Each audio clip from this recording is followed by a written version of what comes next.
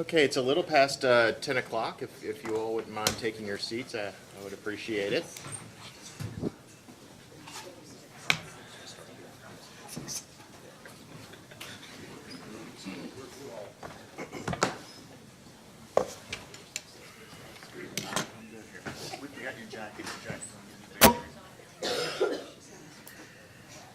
Okay, thank you everybody for being here today. Once again, my name is Jeb Penny. I'm an executive advisor to the commission.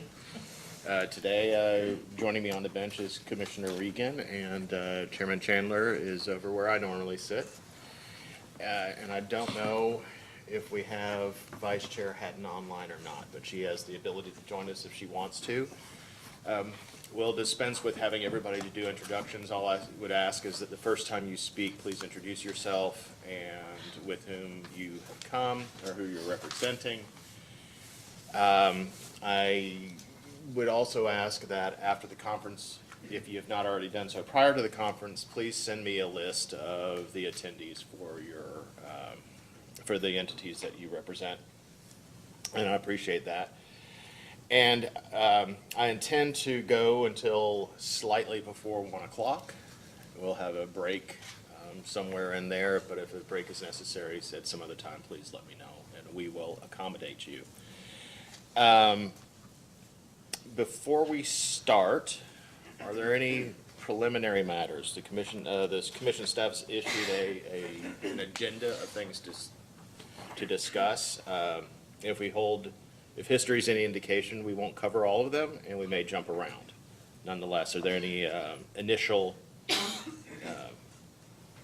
points to be brought up? I will note before that Charter has approached me and asked that in lieu of the presentation which they had planned to give, that they be permitted to give a brief statement. I see no problem with that. This is an informal conference. Nothing has evidentiary value. That being said, are there any other preliminary matters? Okay. Thank you. I also appreciate the representatives KU and LG&E already being up here in the front. Okay. We did call out the order yesterday indicating the new dates. Oh, yes, and if you'll notice that there was an order issued yesterday that established another informal conference. I believe it's March 22nd, which maybe Charter will have a presentation by then. Certainly you can let us know beforehand. We will have that, but we'll continue our discussion on these issues. I think we've made some progress, and hopefully we can continue to do so. If there are no other preliminary matters, I'll ask the representatives from the KBCA to make their statements.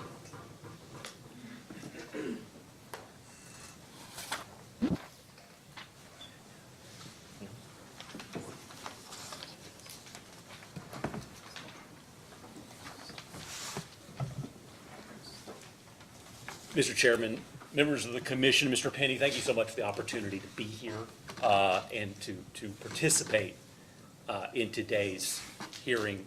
My name is Jason Keller. I'm the Vice President of Government Affairs for Charter Communications. I also serve as the chairman of the Kentucky Board of Cable, Broadband and Cable Association. I'm joined here today by Heather Day and Tracy Gifford, who have appeared here previously. And also I will also introduce a new person to our team, not new to our team, but new to this hearing. Jeff, you want to introduce yourself? Morning, my name is Jeff Garrig. I'm the Regional Vice President of Field Operations at Spectrum. I oversee the field service staff that installs, maintains broadband cable plant across Kentucky and portions of Ohio, Indiana, and West Virginia. And it's a pleasure to be here. Thanks again. We are grateful for the Commission's efforts to close the digital divide by accelerating broadband deployment to unserved and underserved communities in the Commonwealth. Timely and reasonable access to poles is the key component necessary to connect Kentucky to high-speed internet. These meetings and the dialogue it has produced have been an important first step as we work together to streamline the pole permitting process. But as the first two forums hosted by the Commission have highlighted, this process is complicated and full of complex detail. So as the state association for some of Kentucky's largest broadband providers, we want to take a quick step back and offer the Commission a broader view from our perspective about the task at hand what aspects of the build-out process are moving in the right direction, and areas that we believe can benefit from improvement. First, the scope of this project is massive and has drawn a fair comparison to the electrification of rural America in the first half of the 20th century. KBCA's largest member, Charter, is embarking on the largest portion of that in Kentucky. Charter is building to nearly 100,000 unserved homes and businesses, which will require 7,500 miles of fiber construction, or said another way, more than twice the size of Kentucky Wired. This build will happen over the next 2 to 3 years, which we anticipate will require attaching to approximately 150,000 poles. Since this project started in 2021, Charter has connected to 41,000 of those poles, and we have another 54,000 permits currently in the application process, 18,000 of which have been pending for more than a year. This number unfortunately continues to grow each month. In fact, when we started these conversations in early January, Charter had just under 50,000 permits pending with pole owners. And we expect to provide the balance of our permits, 55,000 additional in total, in the next few months. And unfortunately, while the backlog of permit requests continues to grow, the number of approved permits that Charter is receiving is declining. During the second quarter of 2023, Charter received just under 7,000 approved permits.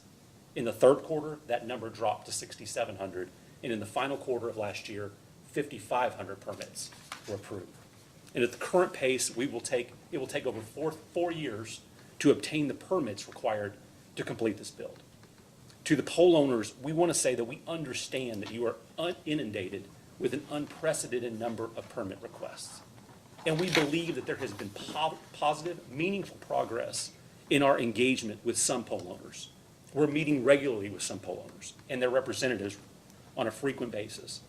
And we would like to meet with more pole owners.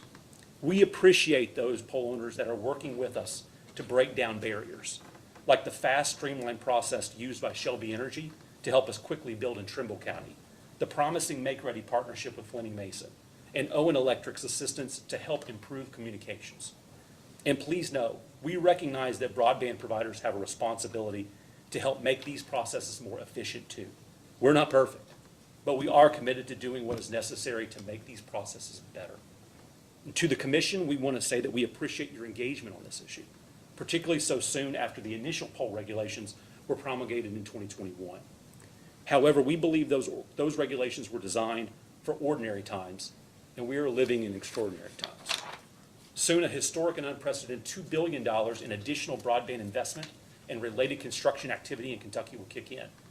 We're here today, and we stand ready every day to work hand in hand with pole owners to implement creative solutions to address this issue. As an interim step, we need all pole owners to ramp up to meet the existing thresholds that are currently part of the Commission's regulations. And simultaneous to that, we need to identify creative solutions to clear the backlog that we're already experiencing. We welcome any and all creative options that will pull these permits forward. And further, lifting permit order sizes to match FCC order limits of 3,000 poles or 5% of poles in the system would mark a meaningful step to expedite deployment. And to that issue, we want to recognize the high volume agreement that Charter recently entered into with Kentucky Utilities.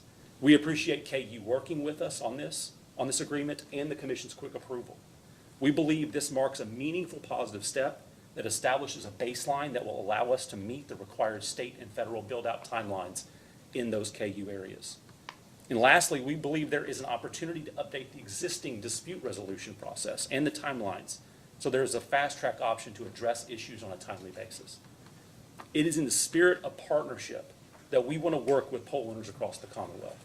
They are an integral part to the state's success in ensuring broadband is available to every home and business in Kentucky. Through your work on this issue, this Commission has the opportunity to make Kentucky a national thought leader on broadband policy. With commitment, thoughtfulness, and some firm deadlines, we know we can solve these issues and we can help make Kentucky one of the first states in the country to deploy broadband to every resident. Thank you very much. Thank you. I appreciate those comments. So does anybody have any response to these comments? I might have a question or two if you don't mind. Chairman, do you have any questions?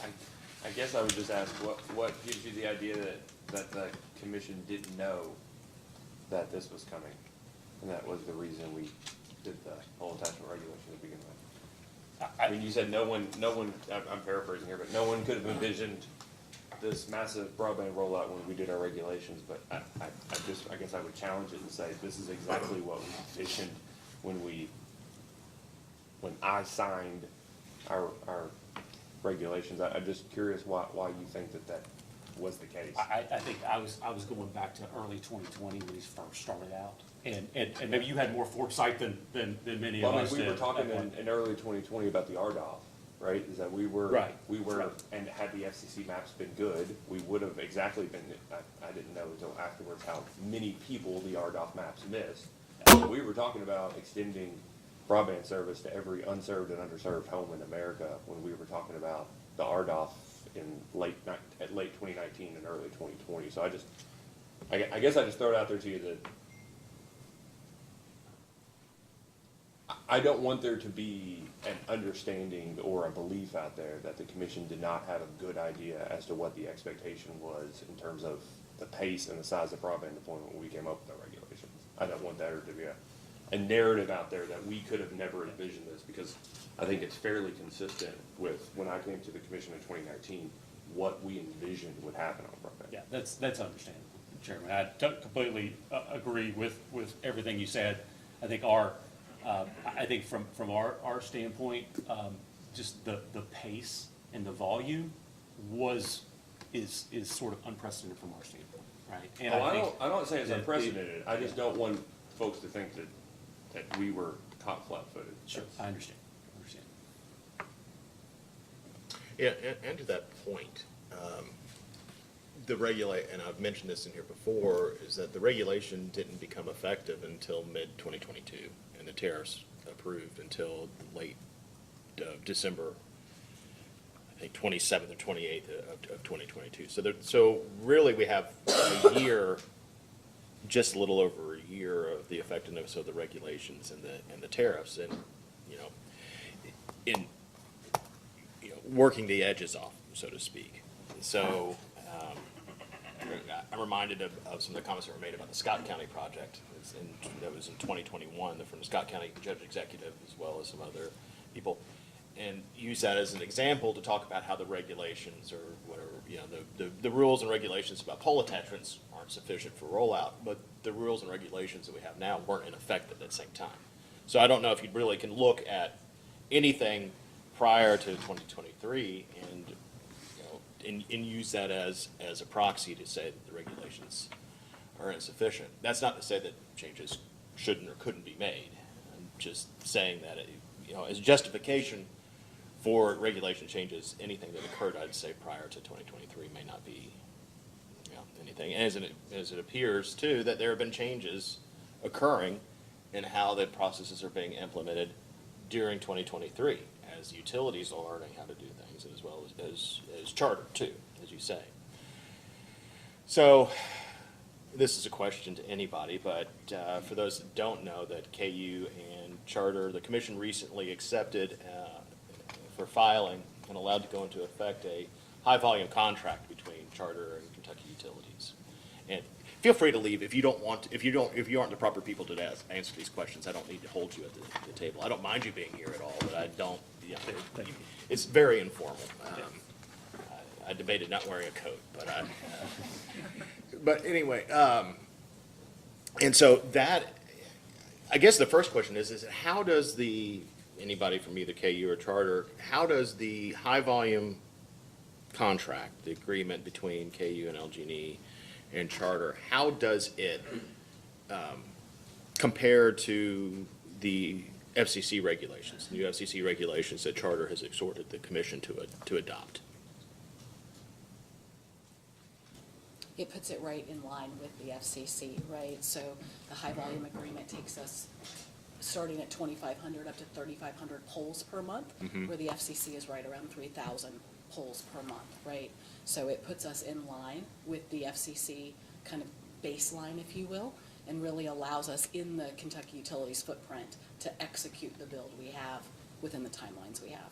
Okay, all right. Are there any Yes, Sarah? Let me just ask Eric. Eric Langley, I think everyone knows, is our outside counsel, and he's very familiar with the FCC. So Eric, let me invite you, if you've got anything to add, please, on this one. Well, thanks, Sarah. I was actually trying to turn my mute button off when the question was asked. Mr. Petty, two of the key features about the high volume deployment plan that differ from the FCC reg are, number one, it more or less streamlines the survey and engineering process and does not leave the applicant, in this case Charter, kind of floundering to figure out self-help. It brings in a specific number of contract designers to ensure that that work is performed according to the volume allowed by the plan. The second thing that differs in a pretty significant way from the FCC regulation is that it guarantees a certain amount of power space make ready each month, which is not a guarantee at all under any regulation, even under the commission's existing regulation, because the remedy for a failure to meet certain deadlines is self-help. Here in this plan, KU has actually contractually agreed to do the power supply space make ready on up to 200 poles per month. So it provides a level of predictability and resources that the existing commission's regulation does not, and that even exceeds what the FCC allows, to say nothing of the volume differences that Charter regulates. And I don't disagree with anything that Eric said, of course, and don't disagree with anything that Ms. Day said characterizing the high volume agreement, but I just wanted to add that from our perspective, the key feature to note about it is that it was tailored to the needs of this project. We had discussions with Charter over a long period of time discussing what their needs were when it came to pole attachment applications per month and the make-ready needs for this deployment. And the product of those discussions is the high-volume plan. And so our position is that the structure of the regulation around the high-volume plan was perfectly designed to accommodate builds like this.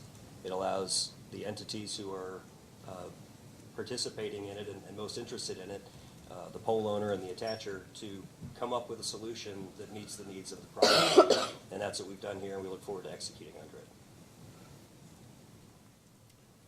And so, am I correct in saying that the FCC cap is either the greater of, the lesser of 3,000 or 5% total polls? Yes, that's right. And here, this actually, in here, the agreement is 3,500 polls? That's right. Correct. Okay, all right. Now, I don't want to gloss over it either. Eric mentioned it, but I just want to reiterate the 200 poles that we'll perform make-ready on. We're guaranteeing the construction, the make-ready construction being completed on 200 poles per month, which is not, as I understand it, prescriptive in the FCC regulation. So that's something that we've added additionally that we've committed to. And I think that Eric talked about that being in the power space, Correct. so that doesn't affect self-help remedy in a communication space? No. Okay, all right. Well, And Mr. Petty, sorry, go ahead. one other thing I wanted to make clear is that one of the more complicated pieces of the process, and I think Charter would share this view, is the survey and engineering piece of the process, because that's the piece of the process that affects every single pole in an application. Supply space make ready does not impact each pole in an application, only a small percentage of them. But every pole has to go through the survey and engineering, and the high volume deployment plan between KU and Charter specifically addresses that with dedicated contract design resources, rather than merely leaving the parties to either for the pole owner to try to figure it out and fail, or for Charter, if the pole owner cannot meet that deadline, to then go out and secure resources to perform self-help. This nips that in the bud by saying KU is going to retain a specified number of contract design resources to accommodate the prescribed volume in the plan. To further that point, if I could just quickly, what we had seen and what we were trying to remedy with that solution is a lot of back and forth between attacher and owner. So between Charter and us on their proposed make-ready when they're doing the engineering solution and whether or not something's being done properly to standard. And there was just a lot of questions and a lot of back and forth. And that really added a lot of length to the duration that it took to complete an application. So when we talk about these aging applications that may have been out there, the Charter describes as being out there for over a year, if there's something that we're having design disagreements on and going back and forth on, we don't even consider that a completed application yet. So that changes that timing. This takes all of that out of the equation. We're gonna do all of that engineering. We're responsible for hitting that timeline. We're responsible for making sure we meet our own standards. And there's no longer any of the back and forth. So I think that's an important point that Mr. Langley raises. Go ahead.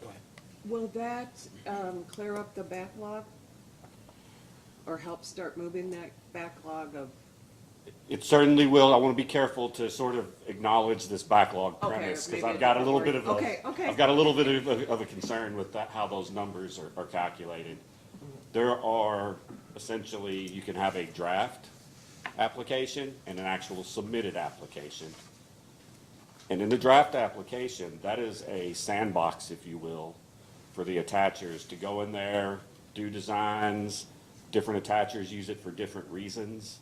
Some are actual pre-applications, if you will, that they're ready to go and they're waiting on being able to do that. Others are experiments, if you will, by the attacher, where they go in and look at different options or just look at our polls. Excuse me. And in the numbers, I think, and I'll let Charter speak for themselves here, but I think in those numbers that they're providing, they're taking the draft application and the submitted application and calling those submitted and using the aging of a draft application that we don't even technically have yet as aged out. And so, yes, it will address these issues where Charter will be able to submit additional applications, but we don't really consider that quote-unquote backlog because they're draft applications that may or may not be valid. okay. And those we've reviewed, right, with Mr. Jones and team, is that what we have in Catapult in a draft status is we've done that package. We can't submit them because before today, there was a cap, right, that wouldn't allow us to submit them, right? So there is a bit of what we call each of those relative statuses. And then there are others that we haven't even put into a draft status, which was the collective 55,000 that you heard Jason speak to. That is what we have yet to submit, that we are still doing the background and legwork on. So with this agreement, can we see, maybe at the next meeting, how we've cleared, how many we've cleared, or how this process is moving, to see if that helps clear up some of it? Absolutely, I mean, we Okay. can bring what See if we've that- got, we'll have okay. a few weeks into Sure, the agreement, sure. right? But we could bring the pace rate to date and Okay. then what we've been able to execute over the first, 3 or so weeks of the official agreement. Okay. Yes, Thanks. we can do that. I would add that, so we're talking about quote-unquote clearing the backlog here, whatever we want to agree that means, but the overarching message here, though, I think, is that we've been having regular meetings between KU and Charter, working together. I don't think I'm sharing anything out of bounds here, but we just had a meeting yesterday talking about a lot of these issues. So communication is ongoing, and we've agreed that the 3,500 number will get Charter to where they need to be, the time they need to be. So if we don't see that everything's gotten cleared up in 2 weeks or 3 weeks, 4 weeks from now, that doesn't mean that things aren't on track and getting done. So can I ask a clarifying question on that? If Yes, Charter sir. agrees, you all think that at this point, with the cadence that you're expecting and the number you're allowed to propose, that 3,500 and assuming everything goes exactly the way you all think under this high volume agreement, that will get you where you need to go in the next 3 years? Relative to the polls under KU. Okay. And KU owns, I don't know, an order of magnitude, with the exception of probably AT&T and Windstream, compared to the other electric utilities, 5 times more poles, I'm gonna guess. Well, how many poles do you guys have? Just ballpark. Between LG&E and KU together, it's around 500,000. I don't know the KU Any- number off the top of my head. Anybody know how many Kentucky Power has? Thinking it's close to 7. Distribution, we own 210,000 in distribution. So is that 210,000 for Kentucky Power? Okay, all right. On the So, distribution side. that's twice as many as Kentucky Power, right? So, I'm just, again, forgive my ignorance here, but, and those are poles you own, not just the poles you use, right? That doesn't include the joint use poles? Correct, that's just our. All right, so, I really just brass tacks here for a second. If the 3,500 with LG and KU will get you all where you need to go into these exact terms, and they own twice as many poles as probably the second largest pole owner here, why does it need to be, can you help me understand why 3,000 needs to be the rule for everyone? The majority of our pending polls and what we anticipate in future projects is with not KU and not LGE. Yeah, but why does it need to be 3,000 if, I mean, I hope you understand, the rest of Kentucky is much smaller utilities than Kentucky utilities, right? In fairly defined geographic areas. We talked about it in the first meeting. KU's the only people that serve from Harlan to Wickliffe. You can get from Cincinnati to Windsor, Windsor, Canada, faster than you can from Harlan, way faster. It's also closer, but way faster than you can from Harlan to Wickliffe. You know, Grayson and Cumberland Valley and Bluegrass and Shelby and all the other cooperatives, for instance, are in fairly defined territories. Duke is in a fairly small territory. So really, we're talking about Kentucky Power and Kinergy being the only 2 regulated utilities by the PSC that have any vast geographic area. So I'm just trying to have an appreciation why the regulation would need to say 3,000 applicable to Grayson or Cumberland Valley when they're just there, when 3,500 gets you all where you need to go with KU, and they are very different and very big and very broad. I think what it is, Mr. Chairman, is that when we get to full state grant round 2, KU is about 20% of our total polls out there, right? The other 80% and the unserved, underserved population is outside of KU. We are not even at the 1,000, so I think part 2 of the question is getting to the 3,000 outside of KU. We've got to get and execute at the 1,000, the current regulation. On average in 2023, we only got 1,983 polls back per month. From Less 40 than from 40 poll 2,000 owners. across all But polls. that's what I'm trying to have an appreciation for. You can apply for 999 polls to any utility, and there's a defined process in the regulation for that. How many of the other utilities do you all anticipating attaching to more than 1,000 a month? That's what we're talking about here, right? You can process 1,000, I mean, the regulation as I read it says that if you give 999 to a utility, that has to get processed in a month. Am I reading it wrong? Okay, so how many utilities out there for getting LG and EKU do you all anticipate needing to apply to for more than 1,000 polls a month? That would be very helpful information is what I'm I trying think to say. we could certainly go back and do that homework, Mr. Chairman. The question becomes whether we're trying to calculate a limit poll owner by poll owner, or whether there should be some sort of broad approach that just applies across the board. But we can certainly go back and do the So homework. talk to me more about that, because that's the first time ever hearing of an expectation that 3 completely different entities owned by very different customers in different areas would have to meet the same exact time period. Like one could get 5 applications, one could get 5 applications, the other one get 2,990 applications, and you're saying that all 3 of those would have to meet the 3,000 poll threshold for all three? No, I think we need to go back and do some homework to answer your question fully. We don't have that data here with us today, and we'd be happy to do that. Okay, you guys suggested a month ago to do the 3,000 polls. So what's Mr. Chairman. Well, hold on one I'm second. sorry. What's the need? Yeah, sure. Paul? I mean, I don't know the last time you were in Kentucky, but what's the need for the 3,000 per utility when we're talking about very small cooperatives?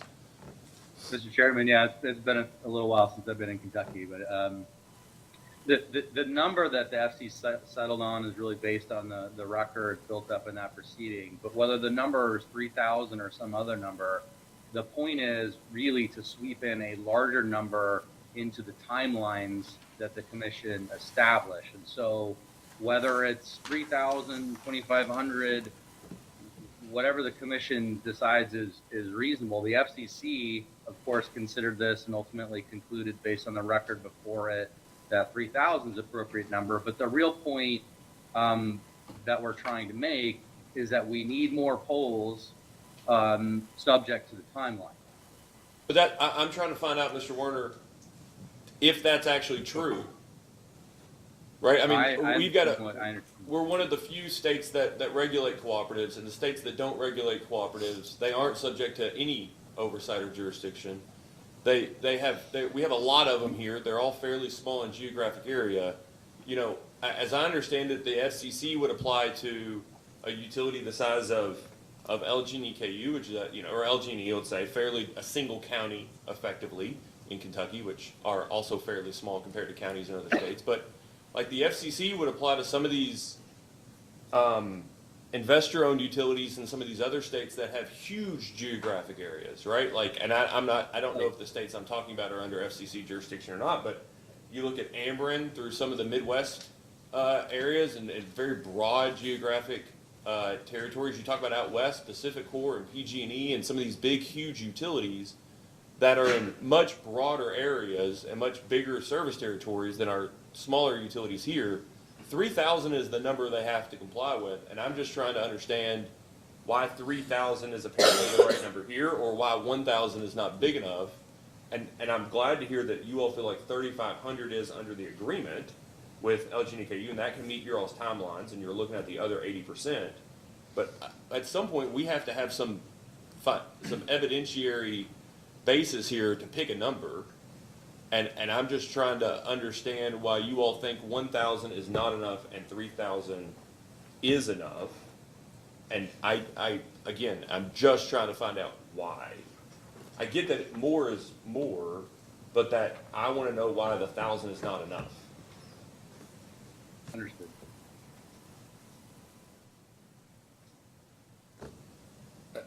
We'll take that back, Yeah.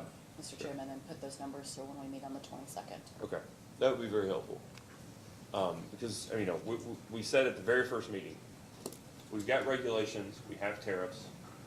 We need to know from lessons learned what is working, what is not. And it just is less helpful to just say, change it to this, change it to this. For these reasons, we need to know if they're the actual problems. Because honest to God, changing a number from 1,000 to 3,000 may not actually fix the problem if the problem is actually getting the make ready done, right?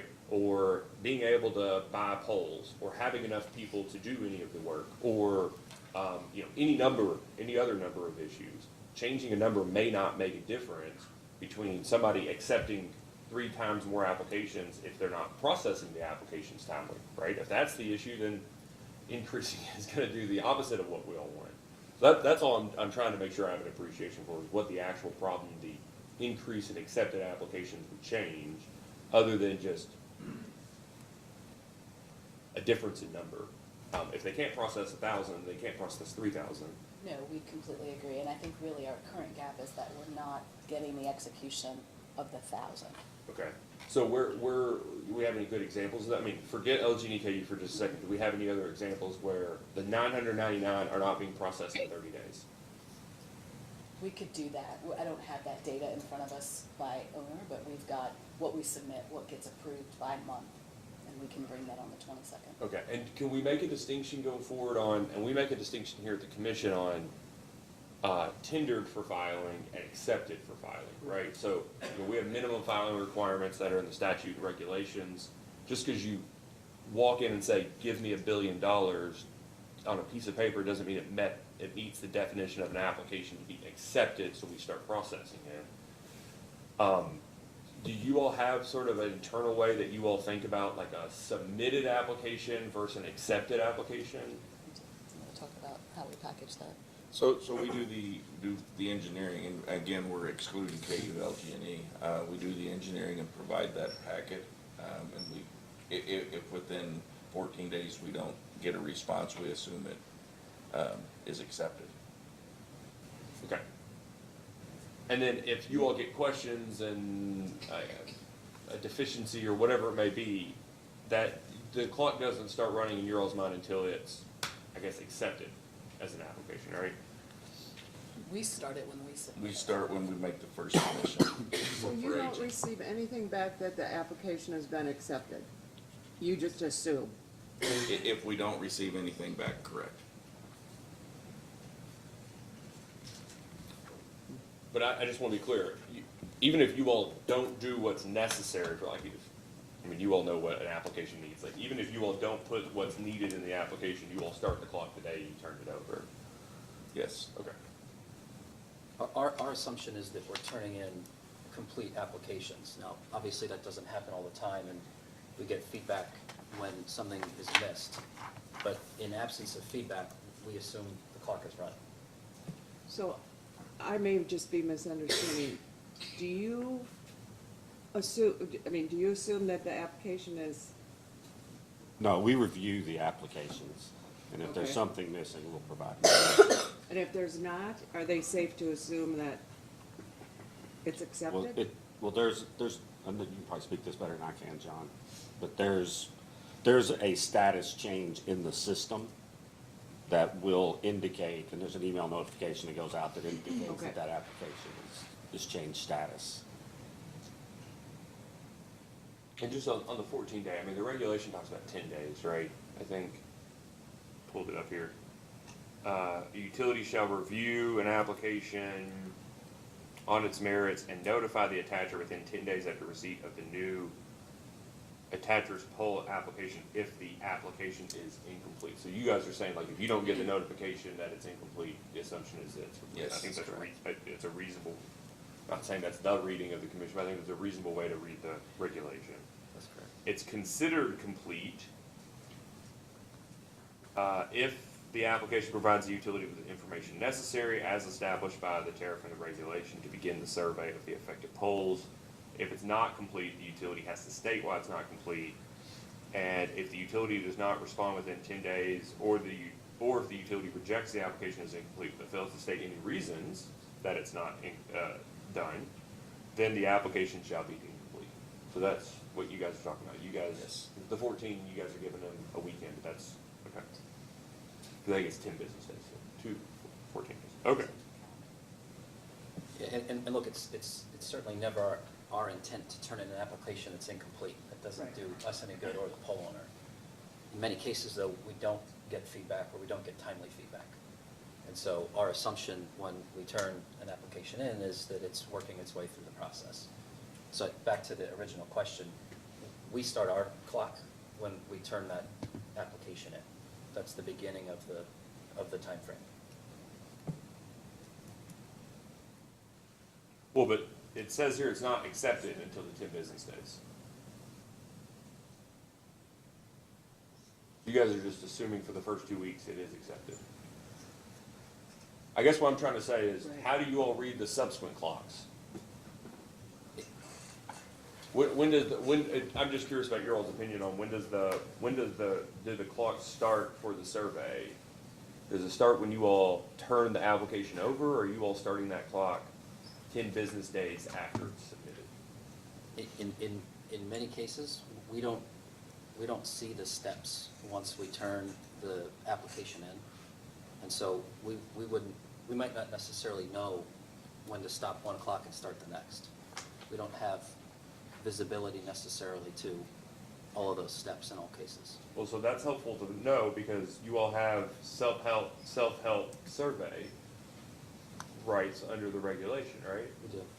So if you all don't know, and those are available to you per a clock running, and you're saying you all don't have insight into the clock. In some cases, yes, in some cases, no. So we work with approximately 40 poll owners, and all the processes, the systems, the tools, what they want on an application, how we submit it, the tools that they use to track the life cycle of an application are all different. And so the answer to your question is not straightforward. In some cases, we can see detail and we can see where an application is. In other cases, we can't. Yeah, but I'm trying to ask you a fairly straightforward question here, and I know you don't want to throw your friends under the bus, but I'm asking, are you saying that it is impossible for you all to avail yourself of self-help remedy because of the utility process? No, I wouldn't say it's impossible, no. Okay. Are there any is there a single utility that's impossible to avail yourself of the survey self-help? Tracy, do you know? I don't think so. I mean, we wouldn't have the exact days, but we would have the entire interval. So from the time we submitted it, you add up all the intervals, and honestly, Yeah, I we see what haven't you're saying. If it's pushed. 4 months, you guys know you can avail yourself Exactly. of self-help because Yep. the survey's not done. But you all get a notification when the survey's done. Yes, So you'll know the day you filed the application, 10 business days or 14 calendar days, you didn't hear anything back, accepted. You know what the regulation says the next clock runs. You guys have a general idea. Yes. That if the status doesn't change within that time period, then you can go on. Yep. You all have, I just want to make sure that the attachers have insight per the regulation of at least the status change so that you all can avail yourself of the self-help. Keep me honest, in theory, yes, but what we found is that in reality, that doesn't always happen. Sometimes, Give me real firm sometimes the examples. notifications don't work, sometimes the notifications are sent to the wrong person, sometimes the notification doesn't get processed wrong in the owner's system and therefore doesn't make it to us. And so there are absolutely instances where we're not notified. Okay, can you give me a,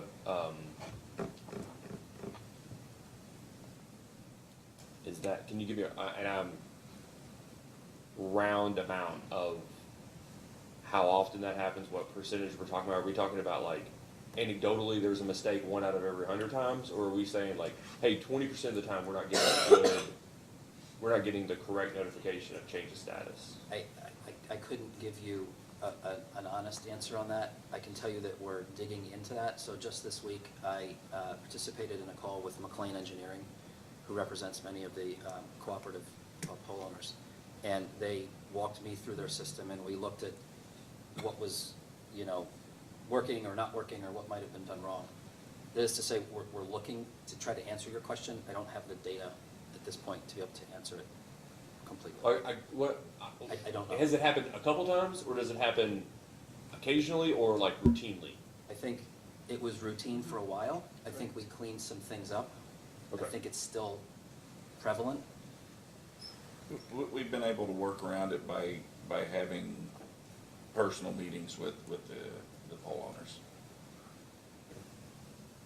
So when we don't get proactively notified, it turns into a manual exercise where a human being has to go seek the answer out. And whether that's through a meeting with the poll owner or through a report that spits out of the poll owner's database, or a human being in many cases that sits in our office and literally goes through poll applications to try to figure out what is going on with an application or what the roadblock might be. Okay. So it's not as clean and proactive as we would like it to be, but we've been working with many poll owners to try to improve that process. So you have self-help in the regulation for surveys. We just talked about that. There's self-help for Make Ready.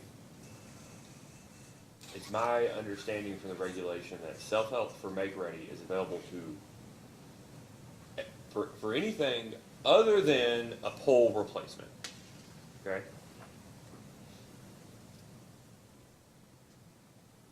In practice, have you all availed yourself of the self-help for Make Ready? We haven't needed to thus far. We've done it on a limited basis in a few cases. And what that, to be transparent, what that has been is we chose to declare self-help. And then rather than do the power make ready, because of the complications within the regulation, we chose to go underground in the situations where we would need to do power make ready. What's the complications in the regulation? Having to use their contractor, getting an agreement with the pole owner that self-help is appropriate. I want to, I don't know that it's complication in the regulation. I think it's just time consuming. Yeah, And yeah, so and I didn't when- mean to make when- it that the regulation is the problem. Well, but maybe you're not, but plenty interpretation of the people reg- are, so yeah. that's why I'm trying to make sure that's what we're here for, is to figure Yeah. out what's wrong with the regulation, what's wrong with how it's being implemented, so that's why I'm trying to be as specific as possible. The significant majority, and I don't want to discount your question at all, the significant majority of our problem today is well before the construction portion of this process. So we're just trying to get applications through the survey and the engineering component. Once that happens, pole owners turn it over to their construction groups. Our backlog today is before it gets to construction. But respectfully, the reason I'm asking the questions this way, just so that everybody is very clear, is that's your pinch point today. You all don't know what it looks like when somebody processes 3,500 applications in a month. Agreed. And we're not going to amend a regulation to fix problems one by one by one. And so we need to have an appreciation for, if we open this valve, are we going to be flooded by, if we open this valve, where's the next pinch point? That if you fix the backlog of applications, there is going to be a subsequent, issue.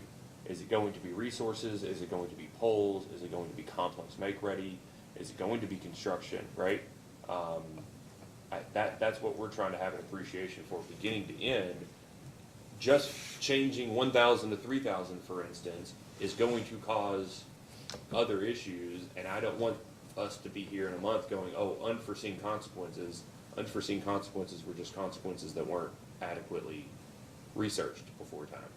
So that's why I'm specifically asking, if it's not been a problem yet, that's fine, but it also doesn't seem like it's been a problem yet because y'all haven't tried it yet. You haven't necessarily availed yourself to the make-ready available for construction attaching to the poles. Is that fair enough? Yes, and your question is very valid. And then the survey part, have you all availed yourself of the survey self-help? I know not with LG&E KU necessarily, but with any of the other utilities. Do it. That haven't been an issue yet. Do you want to talk about some of the work we have picked up voluntarily? And again, it depends on how you interpret the regulation, right? So we are providing, we're doing the walkout, providing the engineering to the pole owner, which could be argued that is the survey. So yes and no. Have we changed the timelines though? No. And pole loading? Pole loading, yep. Explain that. So we're actually taking on pole loading for all the wrecks right now. Pole loading, you're Yes. doing the pole loading analyses? Yes. So you guys are going out with figuring out what size the pole is? We have an engineering What firm class that does it. And is it, I guess the other side of that is, are people taking that? I don't know. The KU told us the other day, I don't know, that's water under the bridge now, but KU told us the other day that, they just basically said, stop bringing us your analysis, we'll just do it ourselves. I mean, I don't want to I don't want to be too simplistic about what you all said, but that's what I just am asking if you all heard from the other people whether they're taking your all surveys, or you all feel like there's a delay after you're giving them the surveys? Yes. You feel like there's a delay even then? Yes. Okay. So the answer to your question is, while we haven't formally legally availed ourselves of self-help, we have voluntarily taken parts and pieces of the process in an effort to make it go faster. Okay, that's helpful.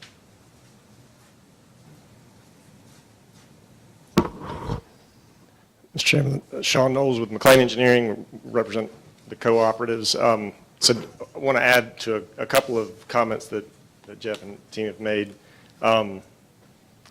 So I would say the way they have described it from our perspective with the cooperatives we work with is pretty accurate. What we have done a lot of working around by meeting and communicating processes in certain cases. And as they said, it's, every cooperative, every utility is different, and so they have their own processes. And of course, adds complexity to it for their side of the process. I do think, and I'm asking this because I want to clarify, my understanding of the tariffs and the regulation is that the attacher is required to bring a PE stamp pole loading analysis as part of their application. So I want to bring that up in an informal conference setting so I can get some clarity on that, frankly.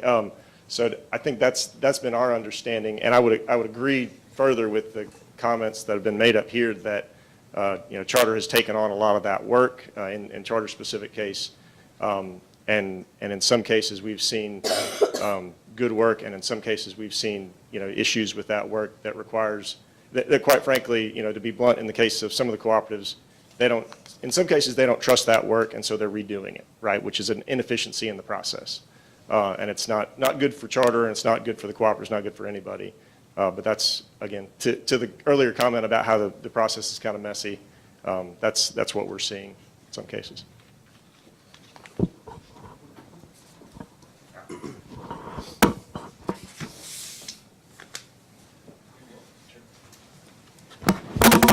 Jason wants to get away from the microphone, so he's not asking any more questions. Send it that way.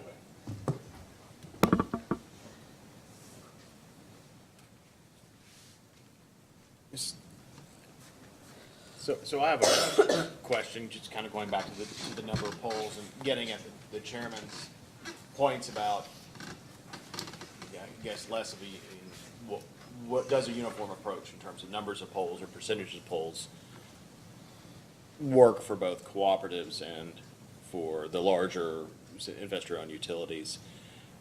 I know of one person here from Bluegrass Energy that might have Mr. Williams, how many polls does Bluegrass Energy have? Do you know? 98,000.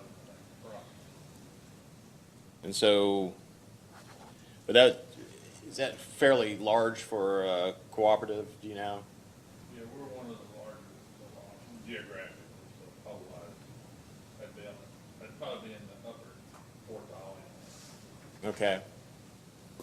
And so, if I'm right, the regulation says, 1,000 polls are 1.5% of total, so of total polls, whichever is less, if I'm correct. So for Bluegrass, you don't run into the percentage limiter, I guess is what I'm looking at. Would you get into situations where you have these smaller cooperatives where the percentage limiter, whether it's 1.5% or say the 5% in the FCC regulation, actually leads to a lower number than the maximum number of, say, 3,000 polls or 1,000 polls? I don't know if have you all encountered that, Charter, in any of your applications, or Mr. Knowles, do you know if that has been a limit? So I would say that there are some cooperatives, a good number of cooperatives. So somewhere around 60,000 polls is kind of the break point for that percentage, roughly. And so there are a good number of cooperatives that would be under that threshold, so it would result in a lower number. And I would also, just to add a little truth and color to this, that number of applications certainly would overwhelm the available resources in a lot of cases. It's just a surge. The cooperatives are not built to have people standing by to handle those. And Charter, I would say to their credit, really has, again, they've engaged in conversations because it's not productive for them to hit the limit and overwhelm the resources. And so they're trying to, so I think in some cases they may not have evidence to say, hey, we maxed the resources, we maxed the number and they didn't meet the need. The reality is it's a little more complex than that. 900 polls per month would overwhelm the resources of just about any cooperative, in a surge situation. You can't build staff and develop, practices to manage that for 1 month or 2 months or 3 months and then have that go away. Mm-hmm. So that goes to the chairman's point about, different pinch points. You could be able to apply for 2,999 polls, but it doesn't mean that it's going to increase the processing, unless there's an increase in resources on the utility side. And that leads me back to a question I had for KU. The dedicated contractor for charter, is that a third, I assume it's a third party that is brought in? Is it under exclusive contract with KU? Or do you know, or just? No, no, they're engineering firms. They do work for a number of companies. We actually have 3 engineering firms that we've brought on staff. 2, one of those engineering firms also does field data collection. Then there's a second company that does field data collection only. We've also brought on additional project management staff as well as additional construction crews to meet the commitment of the high volume plan. So you brought on additional crews, is that by contract or? Yes, sir. Just employees? Because one of the things I'm thinking about is that all these things cost. I assume that the contractor wants to be paid. Yes, sir. And that there's a per, I mean, back in the day, the costs, the pole attachment costs were based on kind of on a per foot basis, and there was an analysis that was conducted with that, but I'm wondering if a utility has to increase its costs, its expenses to meet the obligations of the regulation, whether it's how it is now or written further, that also would require or necessitate increase in pole attachment rates. So that gets me to questions for charter in terms of immediate concerns. We obviously know that the immediate concerns are getting on the poles, correct? I'm putting words into your all's mouth. But is there a secondary concern that that there would be an increase in price too for pole attachments because of the pressure on the utilities to meet these obligations? I don't know that I don't know that I have an understanding of their cost structure. I think much of that cost is It's passed through. passed through, so. Right, so essentially what occurs is there's the $75 prepayment fee that, I think you beat that horse to death. So there's that piece of it. Oh, I don't know. We can give it another try. Yeah, if we you can want give it to. another So we've got that piece, and that's sort of the prepayment and starts the process. And from that point on, we track the cost of the individual application, and that includes the engineering, and then we provide, if there is make-ready construction, electric, power space make-ready construction that's required, then we provide that cost estimate to the attacher. They sign off on that and pay for that construction make-ready, then we perform it. So the electric rate, it's a pass-through, and the electric rate payer should not be bearing that. Right, and I guess my question is going towards more, what would it be, the fact that if a utility has to make permanent hires, not contracting hires, where the costs are clearly passed on versus, well, we just don't have enough people on staff to do this, and there's gonna be a surge a surge implies maybe a limited period of time. Who knows what happens? This may not be a limited period of time, where it's not gonna be cost effective to always, use the contractor, where you're gonna have to actually bring on employees, which necessarily entails other expenses. Right. At which point, does that cause additional expenses to the utility that are not passed on immediately to the pole attacher? And that's a philosophical question for everybody in the room, something to consider, but it's something that has kind of been lingering at the back of my mind, because I believe that was an issue that was brought up by the cooperatives when we're talking about the regulation in the first place. Mr. Perry is nodding his head, so in affirmation, that, while the utilities, like LG&E and KU have a lot of resources, and the cooperatives don't have access to resources simply because of scale. And that, where, and then there's necessarily a lag between incurring costs and recovery of costs. I'm just wondering if the surge, or if the commission were to, increase the number of applications that a cooperative has to, I'm using cooperatives just because the IOUs are certainly larger. The cooperatives have to address these in a certain manner, or they might be in violation of the law, and those costs will first be borne by the utility, and ultimately how would they recover those costs through, rate increases, or that they take it out of their margins and the like of that, so. If I could just step back here, let's be fairly clear that not every pole-owning entity is a regulated utility. Right. But all have tariffed rates on file with the commission. Well, not all, I mean, but I mean, like, Trying to say, yeah. yeah. So what about your all's perspective? What do you all think about that? You were gonna speak, that's why I'm asking. So you looked like you were gonna jump in a couple minutes ago. I'm not sure, I remember what my Okay, comment all was. right. Yeah, and I don't know what my question was in the beginning, but, yeah. Ramping I up can just resources, comment I on mean, that. that's the Those question, costs right? are recovered in two ways, one through make ready and two through the pole attachment rental. Well, I guess the basis of the question is they're tariffed rates today, right? And insofar as the cost structure changes and the tariff rates don't, or the tariff, so I would assume, and maybe I'm wrong, but are people allocating staff time and cost into the prices that you guys are charging for,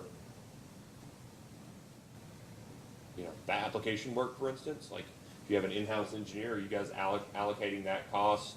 So, let's just, as an example, you guys come up with the engineering, and you send it to the utility, and the utility says, well, okay, let's sit down for 20 minutes and come up with what we think the estimate of these costs are gonna be, and then you send it on. Does the price the price that you all charge for all the work that's done in coming up with that engineering and the cost estimates that you send, include that person that's sitting at the utility's allocation of time to come up with the cost estimates, for instance? So I don't have great visibility into that, unfortunately. Okay. I would tell you anecdotally that in some cases, yes, and in some cases, no. Of course, that's not a very satisfying answer, but there are, I think the point that answers your question is there are considerable resources at the utility that are going into this process. Every utility we work with, there are considerable resources of the utility that go into, meetings and review and field review and spot checking and, all those things that are happening, at scale. There's considerable resources going into those. I don't think those are all being, billed out on a per hour basis to the applicants. Yeah, and Mr. Werner, you were talking about that. Can you just clarify? He's on mute. Oh, you're on mute. I was I was off mute and then put myself on mute. My only point was all those incremental costs during the application and the make ready and all of that. That's all passed directly on to the attacher, and then it's also recovered on a fully allocated basis through the pole attachment rental. And as you say, there may be a lag based on the tariff process, but all of those costs ultimately are borne by the attacher, not the attachers, not by the electric ratepayers. Yeah, so I guess just so I'm clear on that, at 2 points, and I know Mr. Lang wants to say something, but, so incremental costs, like, let's say incremental being, we'll just say contractor costs, right? Or it's the most clear incremental cost, contractor costs that you ramp up to and then could lose the contractor. That can be passed through directly through those, that's what Mr. Warner was talking about, passed through directly. Then, like, we'll call them embedded costs, so, we'll just call that employees, and internal resources would be taken into account in a subsequent rate case insofar as they are actually embedded. And the question at that point will be, in a subsequent rate case, how those costs get allocated amongst and between individual classes, including the attachment class. And that's what I just want to make. I genuinely don't know, maybe nobody in this room does class cost of service studies for electric rate cases, but I would assume at some point that's gonna have to be a discussion when we have subsequent rate cases, is how do we embed, an in-house engineer whose exclusive job is to do pole loading analysis or cost estimates for these things? How do they get allocated, and do the attachers exclusively or primarily get charged those through their rates. That's what you're talking about, Mr. Warner, but that's, I think, an acknowledgement that, on this issue, but I don't know that we're gonna get helpful sort of, conclusion on that through these conversations. No.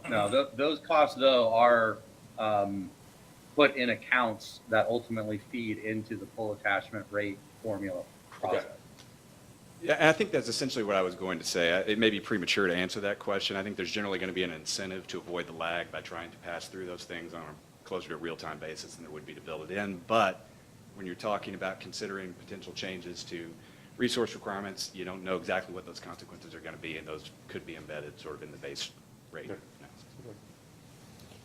Just gives us one more thing to do in subsequent rate cases is pay attention to the allocation of costs. So on behalf of AEP Kentucky Power. Yeah, Pam Ellis for AEP Kentucky Power. I disagree that part of those costs would be fully recovered through the pole attachment rate.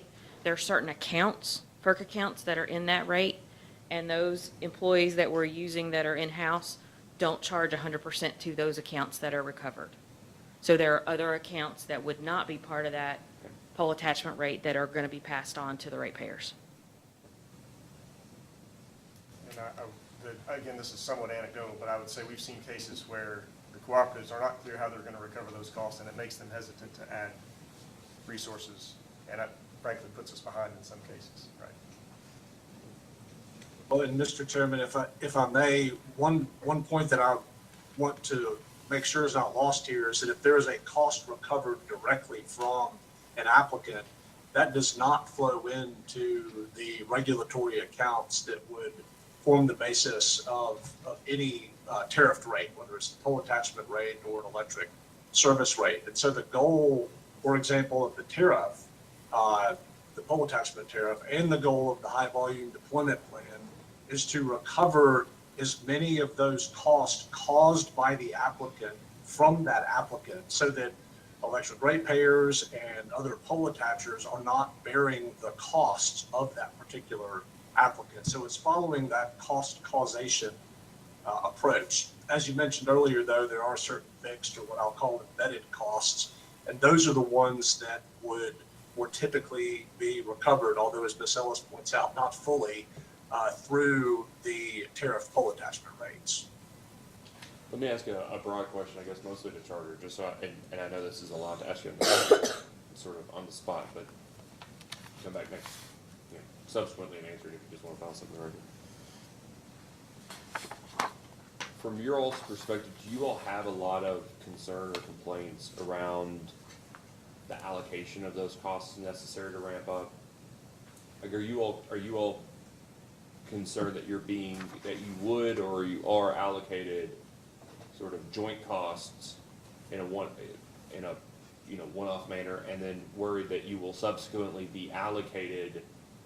Let me ask you this way: are you all worried that if KU hires an engineer and just that engineer just codes time directly to what they're working on, and that gets included in the cost you guys are charged, are you all subsequently worried that cost will also show up again as an embedded cost when somebody comes in to change their rates and it shows up in the pole attachment rate that you paid the first time on an allocated basis directly from the tariff, and then you get charged again for you get charged twice? Is that really a big concern for you all?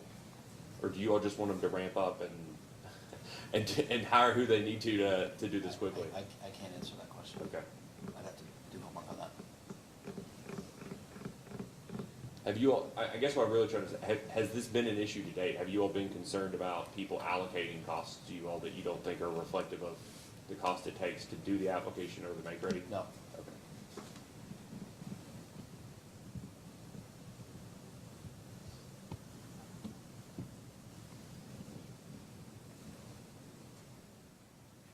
So it's about speed within a reasonable cost. That's what we're basically talking about here. Is that fair? Yeah. And, yes.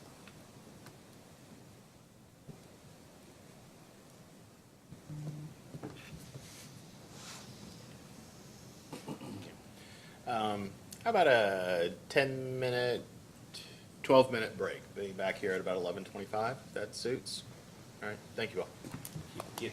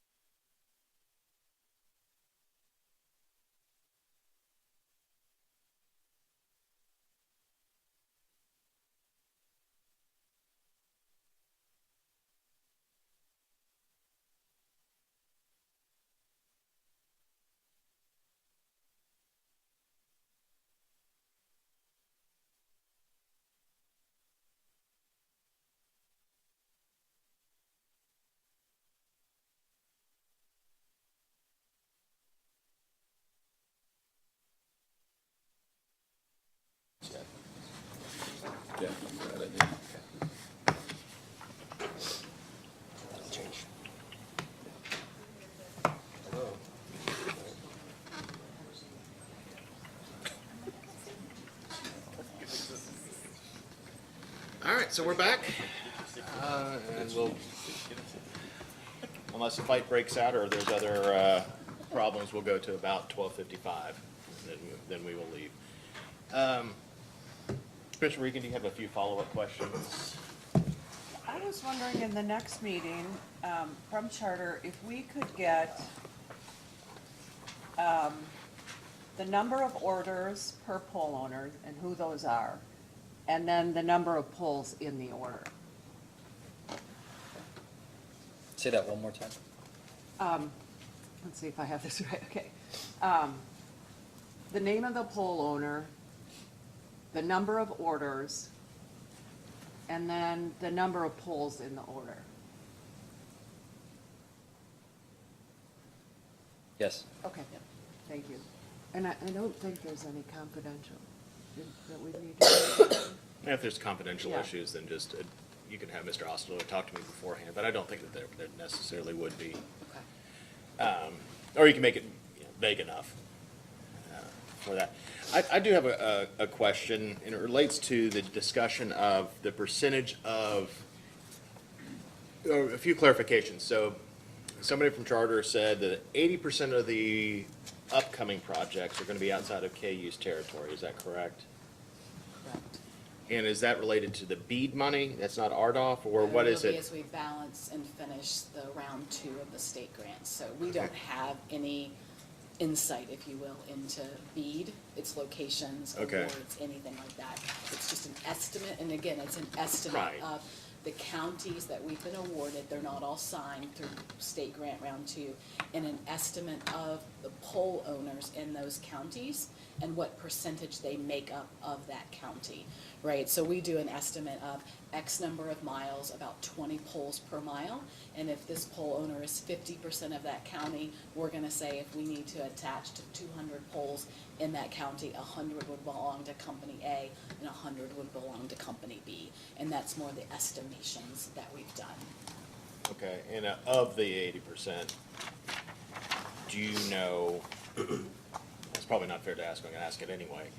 What percentage are the ones that are not subject to the jurisdiction of the Public Service Commission? I don't TVA have that in cooperatives front and of us, but munis? that could be a takeaway that we bring back with us, Mr. I Finley. wouldn't mind having that. Fair enough, okay. It's a low number. Okay. And is that because, do the TVA cooperatives, kind of like the rural local exchange carriers, just generally in their service areas provide high-speed internet to those areas, or, I mean, I don't know, but I just know that many of the RLECs over time have had so much money from R&D, or either grants or cheap money in the form of loans, they hold themselves out to be able to provide high-speed service to to the majority, if not all, of their customers. I'm just, The one we have the most interaction with does provide fiber to the home. okay, all right. Yeah, And we let need let to. me take a handle on that, because Okay. they are part of our association, the cooperatives in the TVA territory. So, 4 of those 5 TVA cooperatives in Kentucky are building out fiber, participating in RDOF auctions. State and local grants have been given. So a lot of that has been done there. The one that doesn't, and this is prevalent in those TVA territories, there is a telephone cooperative that is very active in those territories. So South Central Rural, West Kentucky Telephone, Logan Telephone. I see my friend Greg Hill is on there. Greg's on town. So yeah, so that part of the state, it's a mixture of telephones, electric cooperatives, as well as then some of the municipal systems out there have some high-speed broadband, or partnering with the local cooperatives there. Okay, So that's kind of a flavor for what's happening in the TVA footprint. okay, all right, thank Okay. you, I appreciate the insight, because Yeah. it's just, it's kind of a black box Yeah. when it comes to the Right. TVA cooperatives. Yep. On that, all right, thank you. All right. So don't worry, you know what, you don't have to worry about those numbers if, I Okay. think that satisfies me. One less thing for you, one less homework assignment for you all. I'm sorry, I missed it. Was Mr. Perry suggesting we regulate the poll attachments of the TVA co-op? No, I did not recommend that. Go ahead, Mr. Depp. Sorry, Mr. Depp and I have litigated this issue on the same side, so just, we have some scars, all right.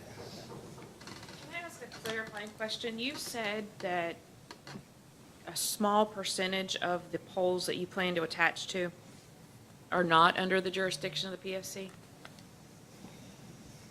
That we are currently attaching to. So in your plan, in your build-out plan that's coming, this other additional 80% of the state or whatever, you don't believe there's a large percentage of, say, the ILEX or other pole owners that are not under this jurisdiction? So the ILEX are under our jurisdiction. Are they? Yeah. Okay, all It right. would be and the RLX, that's what, I don't see here, but they've Okay. been here as well. I But just- it would be the, Just the TBA it's the co-op? TV cooperatives and municipalities. Okay, And so like, for instance, I know you guys have some outstanding applications with Paris, City of Paris, for Okay. instance, and that's not under our jurisdiction. just making sure, because I know that in our territory, I would say the ILEX make up probably 30% of the poles. Yeah, and of the 30 ILEX, to the 40. two, well, say technically three, AT&T, Windstream East, Windstream West, all have to follow our regulations and have tariffs on file Okay. for pole attachments. Thank you for that. And I would say what, Jeff, of the RLEX and ILEX, AT&T, Windstream East, and Windstream West are way more than 50% of that number, right? Of Oh, all. it's, yeah, I can't remember what, we used to count things by access lines, we don't anymore, but yes, by poles, absolutely. But I would guess like 70, 80, 90% of the, well, definitely the ILEC is Windstream and AT&T. And you all got a lot of joint use. I know LG and KU have a number of joint use. We've never gotten to that. Can we talk about that for just 1 second? So if you come up with separate agreements, how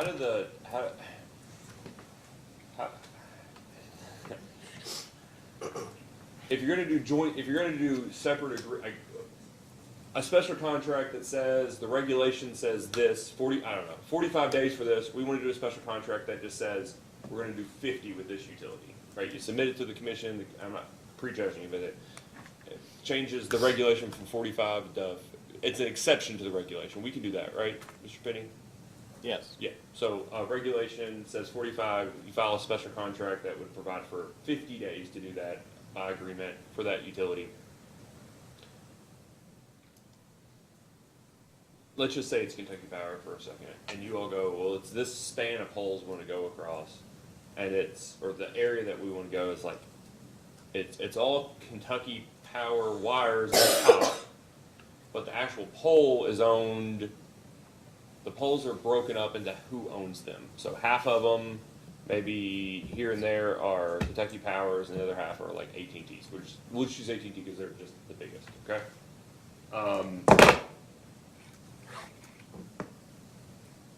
The agreement wouldn't apply to the AT&T poles. Have you all run into that?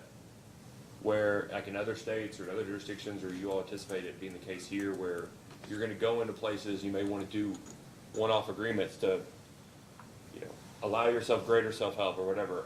Have you all thought about yet this idea that a number of the electric utilities have joint use agreements for poles with non-electric utilities, and how you all would address the study of both of the systems when they necessarily interact a lot? We've run into that a couple times. Now, the short answer to your question is we haven't addressed it yet. Okay. And our issue is we don't necessarily have visibility into which of those poles are either joint owned or owned by another utility or another company, right? So when we walk out, we usually assume it's the local power company until we take pictures and do the engineering. What's your all split between poles you own and poles you use? Do you all, just generally, you guys have a 100-year-old, probably joint use agreement, with AT&T. We're attached to about 130,000 foreign-owned poles. Okay. Those are noted in our system, and we did see an issue with this in Scott County. Yep. Okay. How was that addressed? Did you all just say not our circus, go talk to the other, go talk to the foreign owner? Well, no, Chairman, we perform engineering on foreign-owned poles that have our electric facilities on them. Yeah. But we can't grant any rights of access to poles that we don't own, of course. So Our position has been that a separate application would be necessary, or I guess some other arrangement with the foreign pole owner in order to access that pole. But when it comes to the engineering on that, we want to confirm that the proposed attachment meets the NESC. So we put eyes on that ourselves. Okay, well, this seems like an area ripe for conversation and issues. What, so you guys are attached to about 600,000 poles, 5/6 of them are your olds, and the rest are foreign owned. Okay. Roughly. You guys have 200, Kentucky Power has 200,000 poles. How many do y'all think you're attached to of the ILEX? 100,000? I'd say probably close to that. Mr. Perry, you got some co-ops with joint use, and you got some that just attach to their own. Is that fair? Well, they all have joint use agreements, and over time, it has changed. It used to be more prevalent, but in many of the cooperative territories, we've been the pole owners in those places. So Okay. there's percentages with AT&T or Windstream in both places. Okay. I feel like this is something that's gonna be an issue for you guys. I'm just gonna throw it out there to you. Maybe y'all have already identified it as an issue. Does anybody have any suggestions? Because it seems like you're gonna have to do two parallel processes where the process that you would be doing parallel is the process we're talking about is taking too long. So, doubling the number of them doesn't seem to make it go any faster. And I don't know, I know Mr. Campbell's on here, on behalf of the RLEX. I don't know if they have a perspective on joint use, polls, but, I guess my question, big picture is that something that folks would prefer the commission address by regulation? Or does that make the most sense to address by special contractor? I guess instead of bilateral contracts, maybe multilateral contracts between I'll just use Kentucky Power because they do have probably the biggest number, maybe it's close to LGNKUs, but, is that right to have attacher, utility, ILEC? Oh, sorry, I didn't see you back there.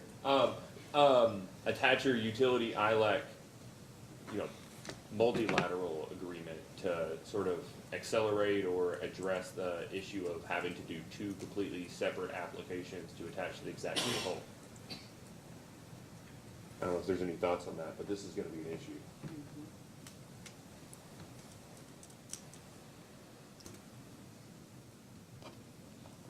Good. I think this is gonna, just go ahead and put this on the agenda for the next one, which you can. And did we talk at least, I think we talked about, at least with regard to KU, that your all system shows foreign ownership of poles. That's correct, yes. So that when an applicant is coming in, when can they see that information? Is it when they make an application, or before they make an application, they can kind of look at a route? In the process of, the answer is both. Okay. So before the application is submitted, right, when it's in that draft status that we talked about earlier, an applicant can click on the little dot that represents a pole in our GIS system, and pull up the records associated with that pole, including who owns the pole. So before they build their application, or in the course of building their application, they would have visibility into the pole ownership. Okay, all right.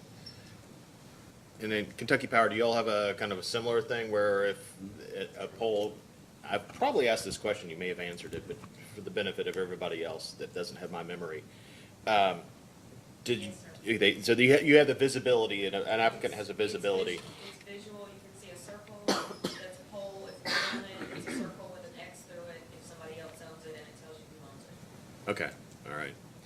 All right. And if you all, I mean, you may not be on the front lines actually looking at those things, or you might, but, I mean, does that, when you encounter that, do you have, how are your relationships with the third parties, like the ILEX, I guess, is a question I'd have.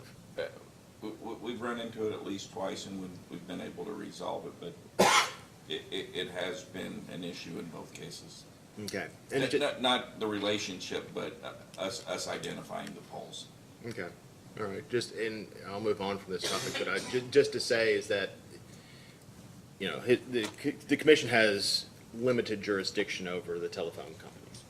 And so, back in the day, if there was an issue with the telephone company, I knew who to call to resolve the issue. But as time has gone on, I or the people at the commission just, we don't have those contacts anymore. I just didn't know if it was an issue for charter versus KU and the co-ops have to have certain things in their tariffs and contact information and like that. I just didn't know if it's a little more difficult to get in touch with and I'm using ILEX. It's As been a a broad fairly term. small issue, and in both cases, we were able to resolve it, Okay. so. All right. But it's much like you say, it was with a phone call. Okay. All right. All right. So we've ranged. I want to be clear, with the co-op, is a good example, when you all have, the ones you work for, when you guys have joint use poles, if they assume, got three-phase service on it, they'd assume it's an electric pole, but it ends up not being an electric pole, where's that insight? Where do they find that out? So in some cases, Tracy can probably speak to this as well as I can, but in some cases, when the cooperative uses the software, those softwares are loaded with the utilities poles and not third parties poles. So, and the way that works, you go in and select the poles you want to attach to, and so you can't select the pole that's not owned by the utility. Okay. But does that mean there are going to be gaps? It does.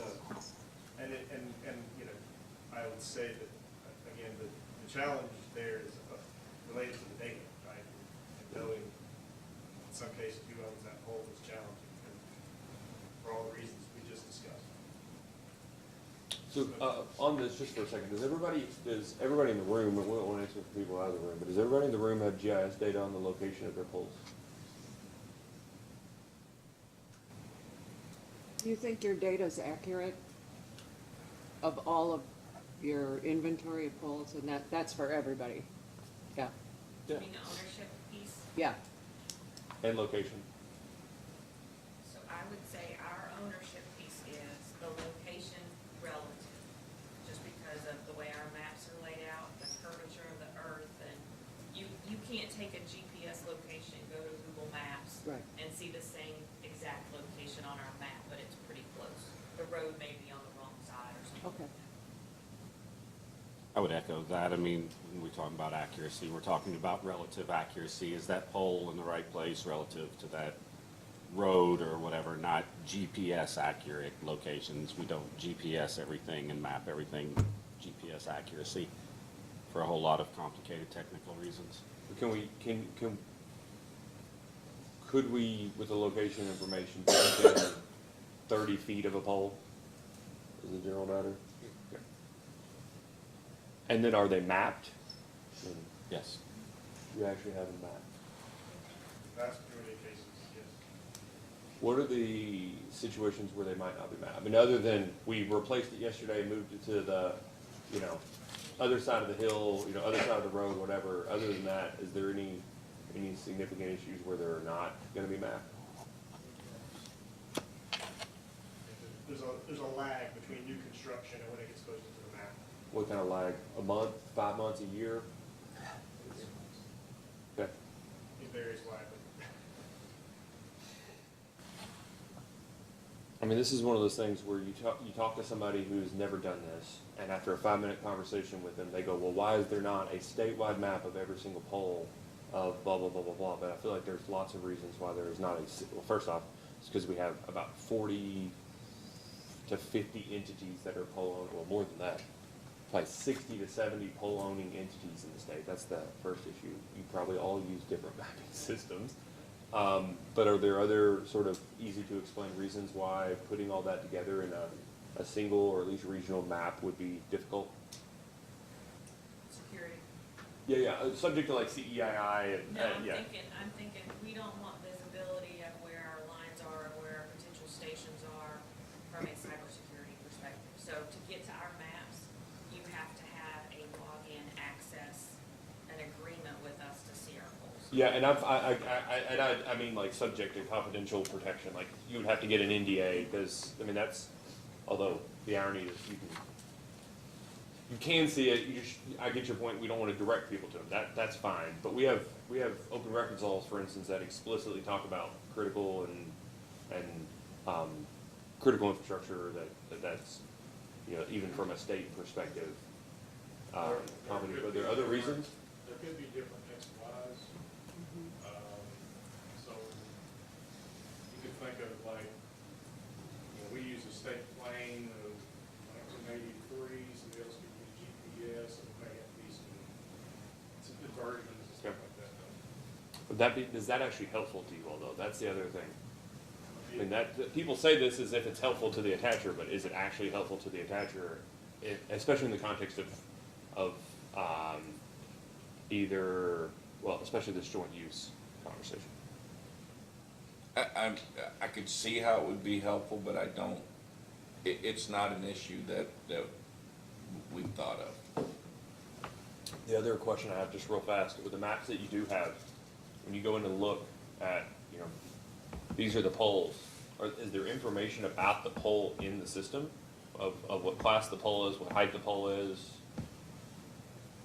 Just curious. There is, and again, I would say that varies some from utility to utility, but yes. Do you all have that information to Catapult? Yes, sir. Is that in the AEP, when they draw the lines and pick the poles, does it have information about the poles? I think it does, I can't remember, it's been a little while since we developed it and I was in there, but I'm pretty Okay. sure we have that, but you're still not gonna have, we don't show who's attached to the pole. That was gonna be, does it actually help in terms of, It will does not it help alleviate for any? loading. Yeah, does it alleviate any need for survey? No. It doesn't sound like it does. It's not enough information to do the engineering that's required. Correct.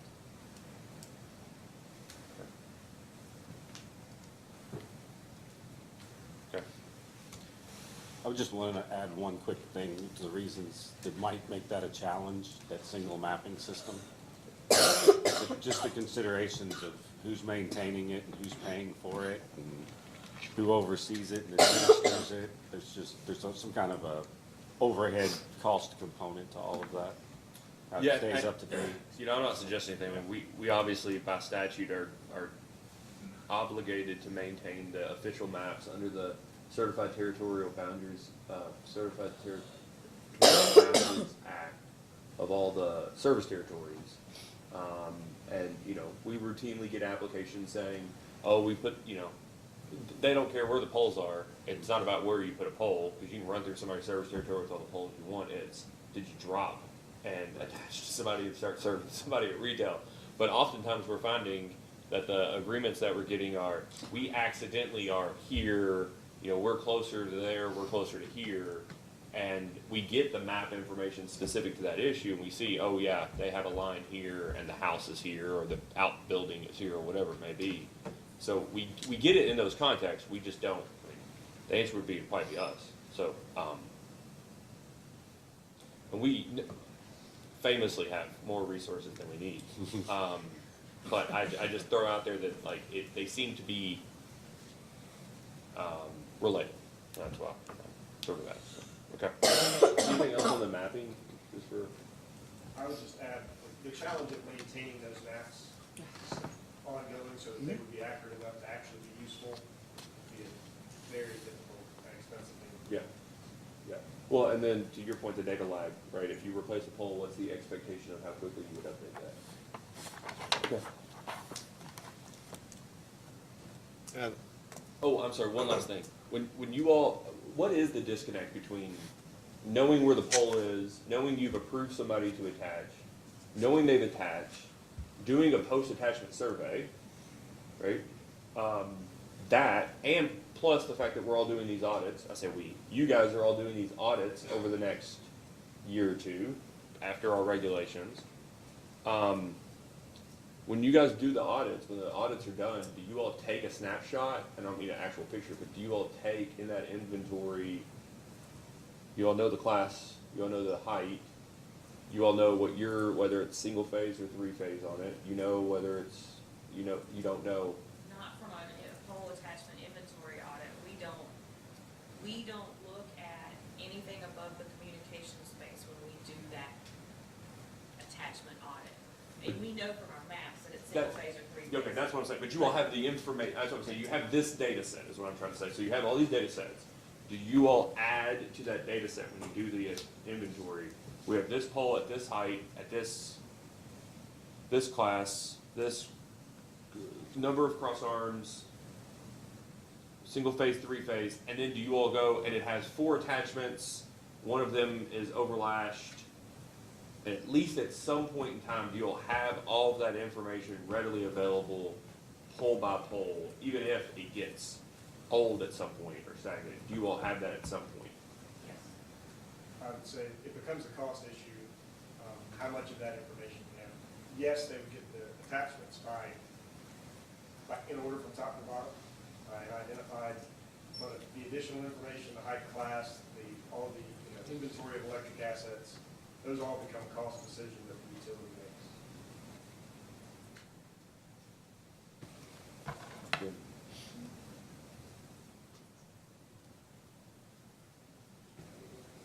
You mean a cost decision in the sense of getting and maintaining the information, or just storing the information and making it readily available? Okay. When, maybe nobody in this room can answer this question, but when people do their periodic pole surveys under the regulation, like the walk up to the, what does the regulation say, that you shall from the ground, I think maybe it's 2 years. What, you'll check the number, check a box, say we did it, or do you all, has anybody talked about sort of overlapping that with any other data survey? Or is it merely just the old type of survey that's been done? There have been conversations about it, and when, I think there's certain circumstances where we've collected additional data, but it does become a cost issue, right? So there's when you do those or you hire someone to do those surveys, every piece of data you're collecting adds time and cost and data processing. And so there's the component of what are you doing to meet the regulation, and is there some piece of data we need to collect during that time period? Perhaps, but how long are you going to spend at one pole collecting how many pieces of data, and where do you stop?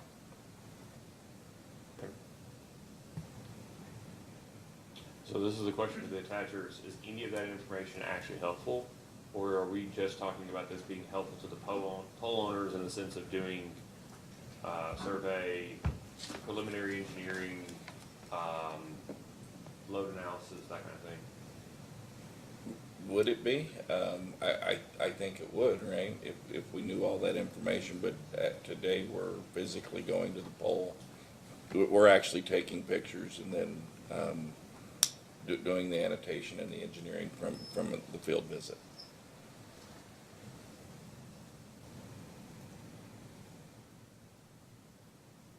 One last question on this, Jeff. Are we talking about in these areas, given that most of this money is for unserved and underserved areas where competition by definition is not necessarily occurring, are we almost exclusively talking about a single new attacher, or are we talking about areas like Shelby or Bluegrass or any of these areas where we're looking at a couple of attachers over a 6-month or 2-year period to a single pole? I guess what I'm asking for is, is all this work being done for just the one attacher that's coming through, that's coming from with BEAD money or RDOF money or whatever, or are we talking about, you may get a 1,000 pole, Bluegrass may get a 1,000 pole application from Charter, and the next year they get a 500 pole application from AT&T, and the next year they get a 200, and it's the same, couple hundred run of poles. Is that actually happening, or is it really just one-off, one attacher for the unserved, underserved programs? Let me make a comment. There's a reason it's unserved out there, but there are attachers on many of these poles. So landline telephone that were out there for many years. So a number of these places will have that landline. Charter may be there, may not be. There may be a cable company that was there before, but not meeting some of the standards that now we're building to for a deployment under the new federal incentives, the 100 megabits and all those things. So there's going to be attachers, but it's typically in our areas, because they haven't gone out there before, this is going to be one attacher probably for a significant amount of time. And so it's for one attacher on our system. The reason I ask is, if you have to replace a pole, there's a reason you have condition, right? But that's not the attacher. And if it's the attacher, to be increased loading or clearance. What is the reason we're replacing the majority of the poles we're replacing? Is it condition? Is it loading? Is it height? It's typically clearance. Okay, so that's where it's probably an electric pole that's single phase or three phase, and it's the only thing on the pole, it's just a short pole. And you can't add something in the middle and be far enough off the ground and also far enough down from the wires. Is that? Yeah, and in many of our areas, I mean, you know, this is some of the concerns we're gonna get to probably in a little bit, is these are rural communities, agriculture communities. And there will be corn, there will be farm machinery in all these places. And that is a real challenge, because if that is not built to the right clearances, so here we go. NESC is what, 15 from the ground? 15 and a half. 15 and a half mid-ground, okay. And so, yeah, you're talking about a combine in the middle of the field, Oh, you don't yeah. want a sag issue. Yeah. Okay. It's a significant problem. We also saw construction issues around that too in Scott County. We just dealing with the harvest. You know, there's poles out there. They don't want us driving our bucket trucks through their field. And so in terms of timing, there's some kind of awkward issues with some of that. Were you We gonna saw- say we saw a little bit of a I was just delay. gonna say, I'm always hesitant to commit the commission to making amendments to our regulations anyways, but I just wanna make sure nobody thinks we're gonna change our regulations. I understand it's a real concern, but that's not what I wanna wade into, that we're forcing people, you know, it's a good point in practice, but it's hard for us to sort of dictate that through. Yeah, it was more of The just real- a no, that's suggestion on the timing Yeah, issue. that's a real consideration. Not every month is equal. Owen Electric had a comment. Yeah, so in regards to the harvest fields or any crop plan whatsoever, there's actually an exceeding clearance that's required of 1.5 feet above the highest point Right. of that Correct. equipment. So 15.5 may not even be the standard. Right. We had one with a different entity now, charter, they had to be 21.5 feet high over a combine field. And that's a NESC? NESC clearance. Yes, that is NESC. Resulted in changing out several things due to that. So is that a 45-foot pole if it's the only attachment? Yeah. That varies drastically depending on, we had Terrain. dual circuit, single circuit, three-phase single phase. Pretty hard to determine. Most of these poles we replaced went to 50 or 55. Okay. All right. Sorry, Mr. Benny, I've got us off topic, but still making sure I understand the problem we're in. No, I actually still have a question about pole ownership and identification. I've been here for almost a quarter century, and I still learn something new every day. So the question is, let me phrase it like this. Local exchange carriers have, or incumbent local exchange carriers, including RLX, have territories that they have to serve. Well, not have to serve, but they can't serve. As an incumbent, they don't serve outside of it on using their own facilities. Same thing with electric utilities. They have certified territories, notwithstanding some of the issues where territories are but. So that if you're looking at a snapshot, one should be able to get a decent idea of who the pole owners are going to be in that area. It's either going to be the RLEC or it's going to be the electric company. But are there situations where it's neither the RLEC nor the electric company that are owning poles that some facilities might be on? I mean, it's a question, I don't know if it ever popped up, but. I don't think we've run into it. Okay. Do any electric utilities use poles for any other entities other than an ILEC or an RLEC? No. Okay. Including a municipality. But I guess most of the municipalities that do telephone exchange are They're primarily, in fact, I think they're all competitive local exchange carriers. Is anybody connected to any municipal poles? We do. Princeton. Okay. Anybody put electric on municipal poles? In Pikeville, Olive Hill, anywhere else? Okay. I don't think so. I don't place to read all the deal, I don't think. Transfer. Okay. Yeah, I don't believe so. Well, it's one less thing. Well, Chairman, I'll add that I'm aware that KU at least has electric to electric joint use agreements. I'm not aware of the number of poles that are implicated by those. How the heck does that We have a work? handful of those, Okay. where one entity owns the pole and 2 electric utilities are attached to it. Haul poles, I assume? Yeah, okay. The commission might have been better off not knowing that.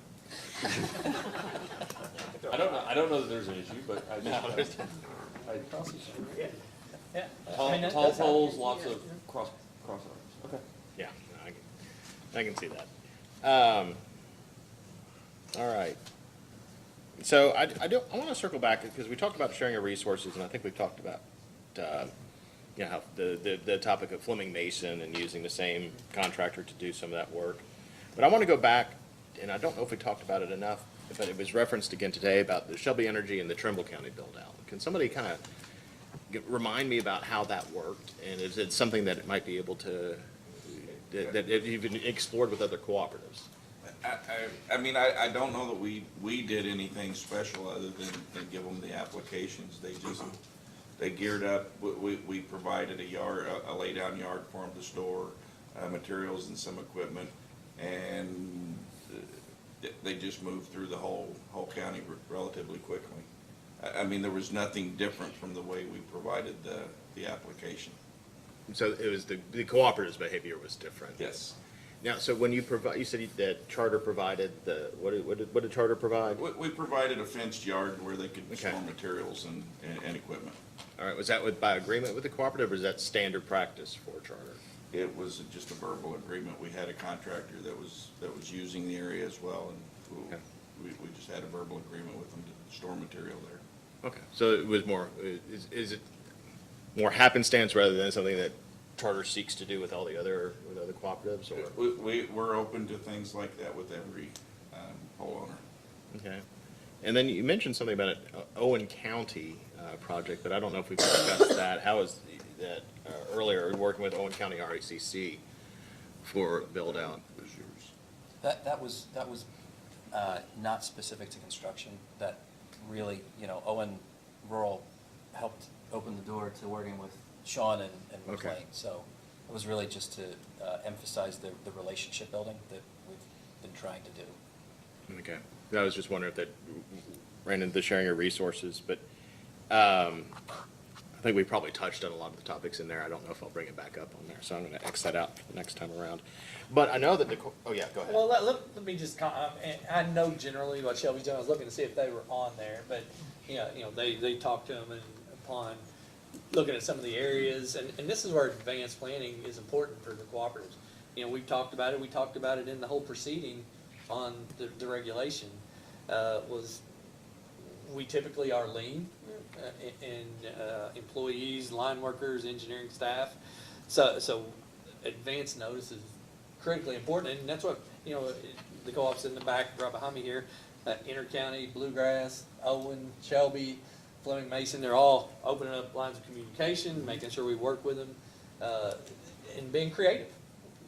It's still, I understand and appreciate the timeframes, but that is still, of course, gonna require both sides to work on this, because it is a challenge. I know Intercounty's doing some things, they're advanced ordering poles and making sure they've got that, Bluegrass is really ramping up a lot of their resources right now, so, but that advanced work is really important, then that comes from that communication up front.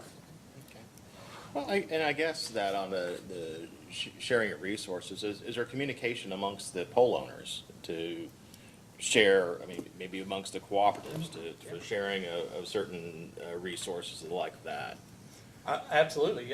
Yesterday in our office in Louisville, we had many of the operations and engineering staff discussing all aspects of our business, but joint use and pole attachments were certainly one of them. Sean and Tip were a big part of that. Anything you want to talk about that, Sean, or anything? Yeah, I would just add what I believe we've said before, and you all are aware of it. Cooperatives get together on a regular basis, operations engineers, typically those two groups to share stories, talk about issues once a quarter, typically. Yeah. And in fact, Charter has presented to that group, their forecast last fall, I think. And I mean, is there any, I guess, any way to facilitate transfer of resources? It's like one co-op might have more excess poles and they're needed over here. Is that something that could be, coordinated through that, or is it a little more complicated than that? I'm not as concerned about the polls. That was an example of a but, resource, yeah. Many of them have contractors and or engineering contracting. But that's just not as easy, there becomes a learning curve to knowing your systems too. For example, Fleming Mason, I was the engineer at Fleming Mason. I knew the system. So when Charter would come and work on that, I would feel much more comfortable. If you put me on Bluegrass's system, it takes some time and knowledge to understand, all the various aspects of that. Different pole sizes, different construction, even though we're typically RUS construction, but just different conductor size, everything can be different from co-op to co-op. And it's not as easy. We do that in storm situations regularly, but you would see that we would dedicate typical staff at one co-op to another to help make sure they get around and do that work. Okay. All right. Can we take a step back for just a second? Sure. All right, so I'm gonna explain the process as I understand it. And if I do want people to holler out, if the way I explained it is not the way it's going. Under the regulation, I get if there's a special agreement, but under the regulation, if that's not the way it's being implemented or the way you all understand it or the way it's working. So today, an attacher wants to attach, they file an application to attach. The application is what readily available on everybody? I mean, the first question, how do you get an application? So like, does the co-ops have a single application? Is it on their website? Is it something you have to ask for first? So every cooperative has an Appendix A in their tariff. Yep. That is a form application, so that's publicly available. Some of the cooperatives, as we talked about, have implemented a software solution in place of that. And so oftentimes if a new attacher shows up, it's a matter of getting them access to that platform and then getting them trained to use that platform. So if it's a paper application, I would assume that the attacher would need to know which poles they need to attach to. So they would need to know what the inventory or the location of the poles are. So there would already have to, before somebody files an application, either paper or through a system, there would have to be some initial back and forth, right? You have to sign an agreement with them or an NDA or get a login for their site. Is that accurate for most everybody? Okay. So you have some sort of initial back and forth. Hi, my name is, I want to do this. Then you file an application. Then one of two things happens. Either the clock runs and the application is accepted 14 calendar days or 10 business days, or you get some sort of feedback as a deficiency. And the feedback from the deficiency has to identify whatever the deficiency is. Same for, we're all on the same page. Okay. Then the pole owner is reviewing the application in order to determine, reviewing the application in anticipation of providing a permit to attach, right? Okay. What's the first thing internally that a pole attacher does once it receives the application? Like just in practical terms. Anybody willing to take that up? We hand that off to our third-party contractor and say, go engineer, do the analysis on it. What does that include? Does that include a walking survey of the So facilities? the contractor then goes to the field, does data collection of all the poles that they intend to attach to on that permit. Okay. Does the field data collection, brings it back into their office, runs it through our analysis system to see if the pole can handle the additional whatever they want to attach, because we need to know what it is, how heavy it is, what the tension's gonna be on it. So they put that in our modeling tool, determine if the pole can handle that additional weight and, wind loading. If it can, then that pole's an okay, and we move to the next pole in that application. Let's say it's 50 poles. So they're gonna do that for all 50 poles. Then we're gonna respond back to the attacher of those 50. 30 are okay, 10 need some rearrangement, and the other 10 need to be changed out because there's not enough space or what have you. And then we provide an estimate at that time, roughly at that time, within 10 days of that. We provide an estimate of what it's gonna cost in order to make all of those poles ready for their attachment. They will get all 50 at one time. Okay, so before we get to there, is there money exchanging at the time of the application? For us, no. You all did have money exchanging at the time of the application for the anticipated costs. Correct. For an application, right? Yes, sir. And that was a hangup in that was identified as taking some time. Because you all weren't, even if the 10 or 14 days had gone, you guys weren't working on it yet until you'd been paid. Yes. Okay. Does anybody else wait to get paid before it's accepted? Okay. Solved. There you go. Look at us. Our tariff allows us to collect up front when we don't. That's not practical terms. Okay, great. So then you all know what the engineer or the make-ready work is, right? And then you send an estimated bill for the make-ready work. You all get the bill for the make-ready, but at that point, you all should know the survey is completed and result of the survey. Okay. Then you all can choose to go ahead or not, right? When you get the estimate. Yes. And then I assume there's a back and forth there. You all say, well, we don't need to do this, we don't need to do that, or is there actually back and forth? You just go, well, if that's what we have to do attach, that's what I have to do. I'm just curious in practical terms what happens. Minimal changes typically, on a high-cost pole, we may choose to go underground. So there is some back and forth, but in general, it's just accepting the estimate. Okay. And so once you all pay then the estimated engineering, and then the utility goes back out and actually does the make-ready. Then once the make-ready is complete, you all get told it's time to attach. Is that, in a shell, what happens? We do a conditional approval. We say our work is complete, and if any other attachers need to do make-ready prior to your attachment, that needs to happen. But yes, we're done. If everything else is done, you can attach. Please let us know when you have attached so we can do the post-construction. That rarely happens. And if the other people haven't moved within a time period, can the new attacher move them in order to make their attachment? That is a self-help remedy, yes. Okay. And then the utility has the ability to go out after the fact and do their post-construction survey. And then at that point, if they've had to move anything, that's the final true-up bill that gets, or credit, but either way, they get sent after that point. Is that right? Yes. Yes. Go ahead. Point it, yeah. Well, let's not gloss over that for a second, because we have had a little bit of problems getting some of that. We've attached, and it's time to do that post, inspection. So, that is some time that is on the back end, that, we're having some timely problems getting that response back, so we can go back and do that review. I'm sorry. You guys feel like, I wanna make sure I understand this, that that the attacher isn't necessarily telling you all they're done so that you all can start the survey? The post-inspection. The post-inspection, the post-inspection. And that's exactly.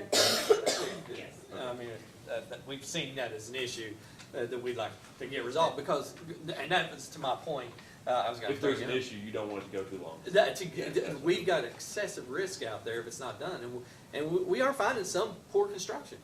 I mean, I know these are contractors that are doing work out there, and we have identified that, and we're at risk. Go back to the Ike and Ice report that I brought up the first meeting we had. If there's anchoring that's not done correctly, or tensions that are not right, and we have broken poles, we gotta go fix it. Okay.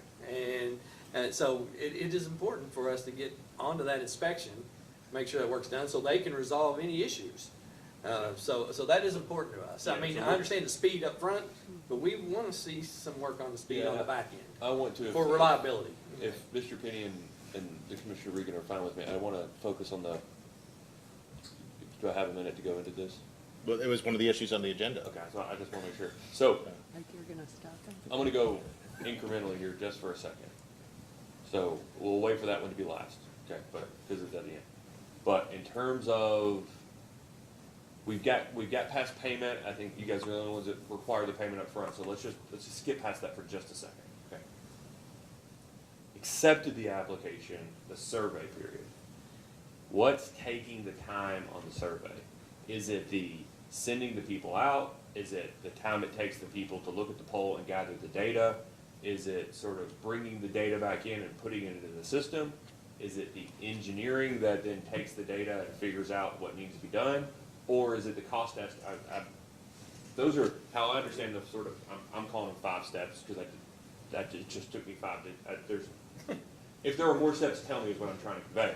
Or is it the cost estimates based off of the engineer? What in that takes the largest amount of time available? Forget 3,000, 5,000, 1,000, even a 50 poll run.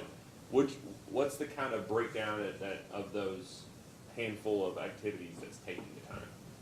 It's all of the above, but it's the resources to get it done.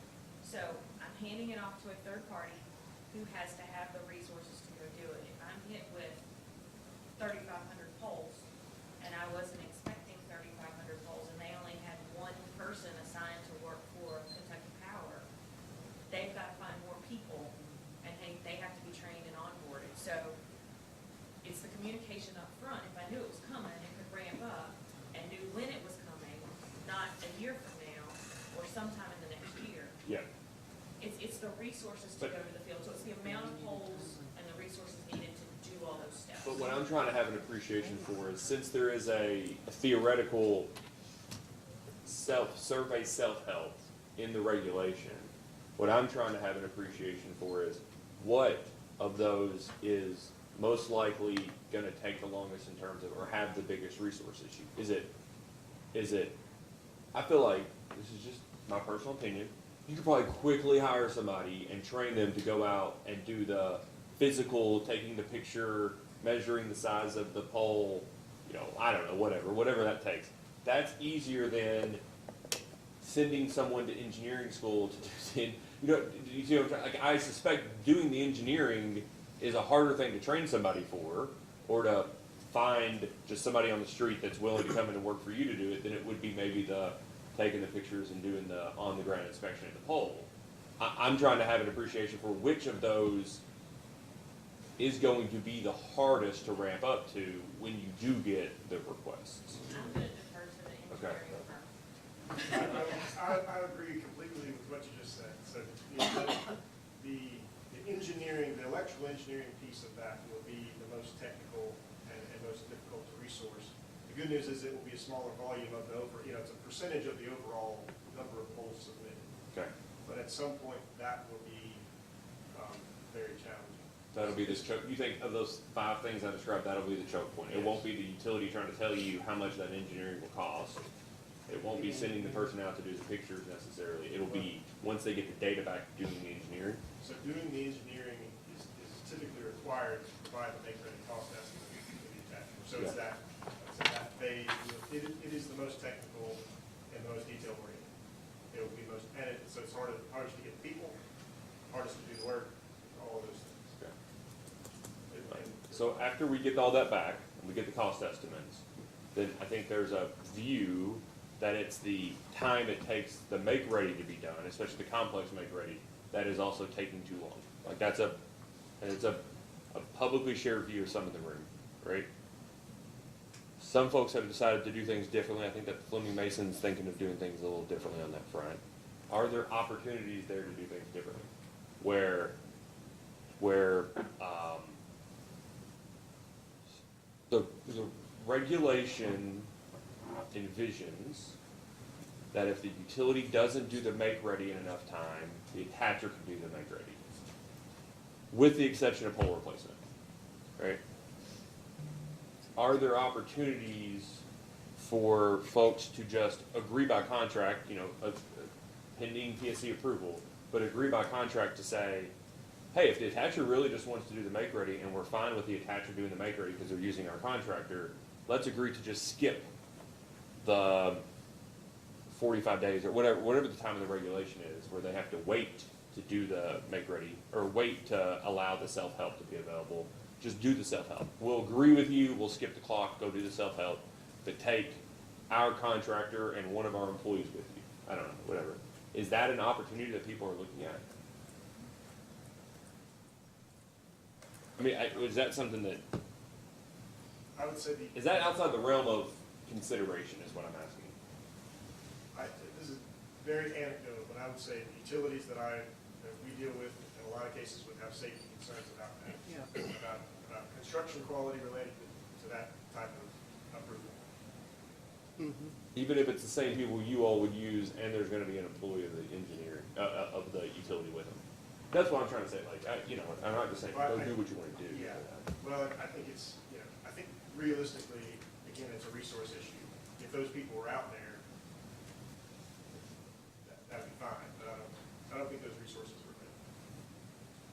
And I would add that even if you've used our approved contractor, you're not using crews that are currently on our property and know our processes and our systems and know the safety of our systems. So they'd be bringing, ABC Construction Company would be bringing a crew from New Jersey who's never worked on our Kentucky property. So they have to learn the safety, the processes, how to do the work. It's just like bringing somebody off the street. Yeah, but I guess this is the way I'm asking for this, just so people have context. At this point, it's on the attacher to do all the upfront work and file the contract. I see this as like a legal burden shifting kind of thing. The way my mind's screwed up. That's the way. It's on the attacher to file the application. Then it's on the pole owner to review the application and do the survey. Then it's back on the attacher, whether they agree with the survey, whether they pay the money and want to go ahead.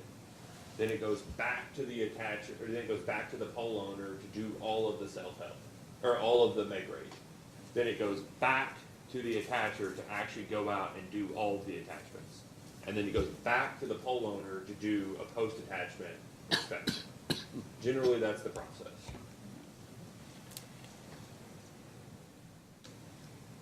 I've got to think if at one point that one of those transitions doesn't have to occur, that is going to, at a minimum, save time, maybe save a little bit of money. And what I'm asking is, has anybody gone back and had conversations between attachers and pole owners about reducing the number of those transitions back and forth in a way that both can be comfortable with? Yes.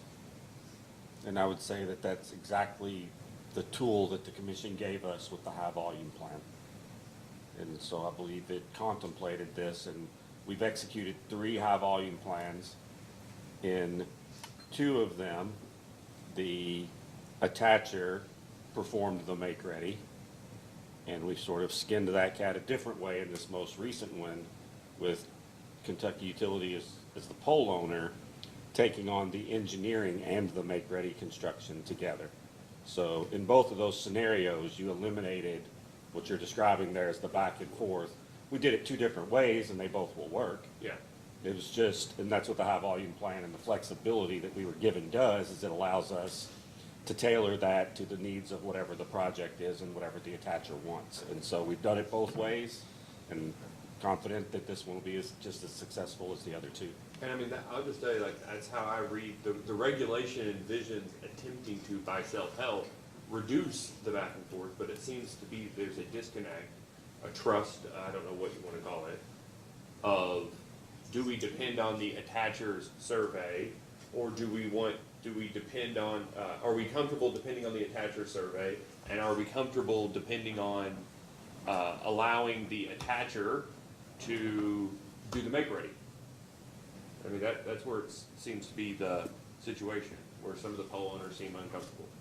I mean, you were saying that, like, you're worried even if it's our contractor, it's a group of people we don't know doing the make ready, and maybe we're not comfortable doing that. And that's what I've heard on I know it's water under the bridge, I'm not trying to go back, but that you all explained that you all didn't like charters surveys, right? But that's the purpose of the regulation, was to reduce that back and forth, insofar as somebody takes more than 30 or 45 days or whatever the regulation provides for, But it seems like in large part, with the exception of the agreement, we're not reducing the back and forth. We're doing that transition every single time with every one of these projects. Is that an inaccurate characterization?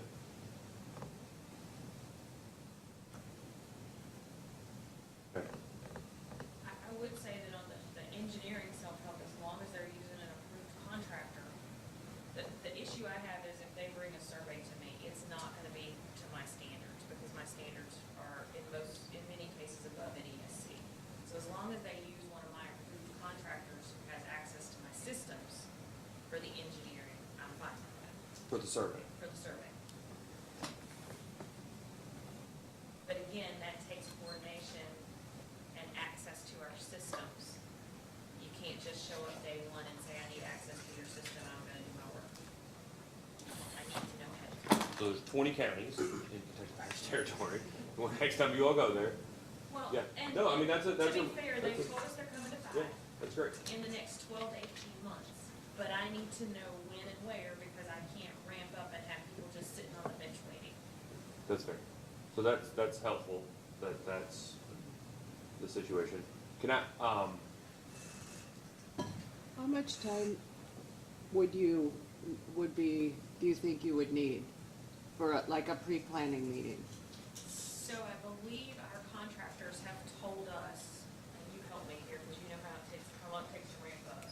But our contractors have told us they need at a minimum 3 months to be able to bring on additional resources that can be used for the for this survey? survey and engineering piece. And it takes about a month on our internal systems to get them access. So I'd say 3 to 4 months ahead of time. And then it's gonna be a ramp-up period. I mean, they're not gonna hit the ground doing 1,000. Let me ask a quick question on, exactly on that. What's everybody's perspective on a notice period for an application? If you're gonna file 1,000 plus, or whatever the high, whatever the number may be for the high volume, but under the regulations, the biggest one is 1,000, that you should have to give some minimum notice before filing the 1,000.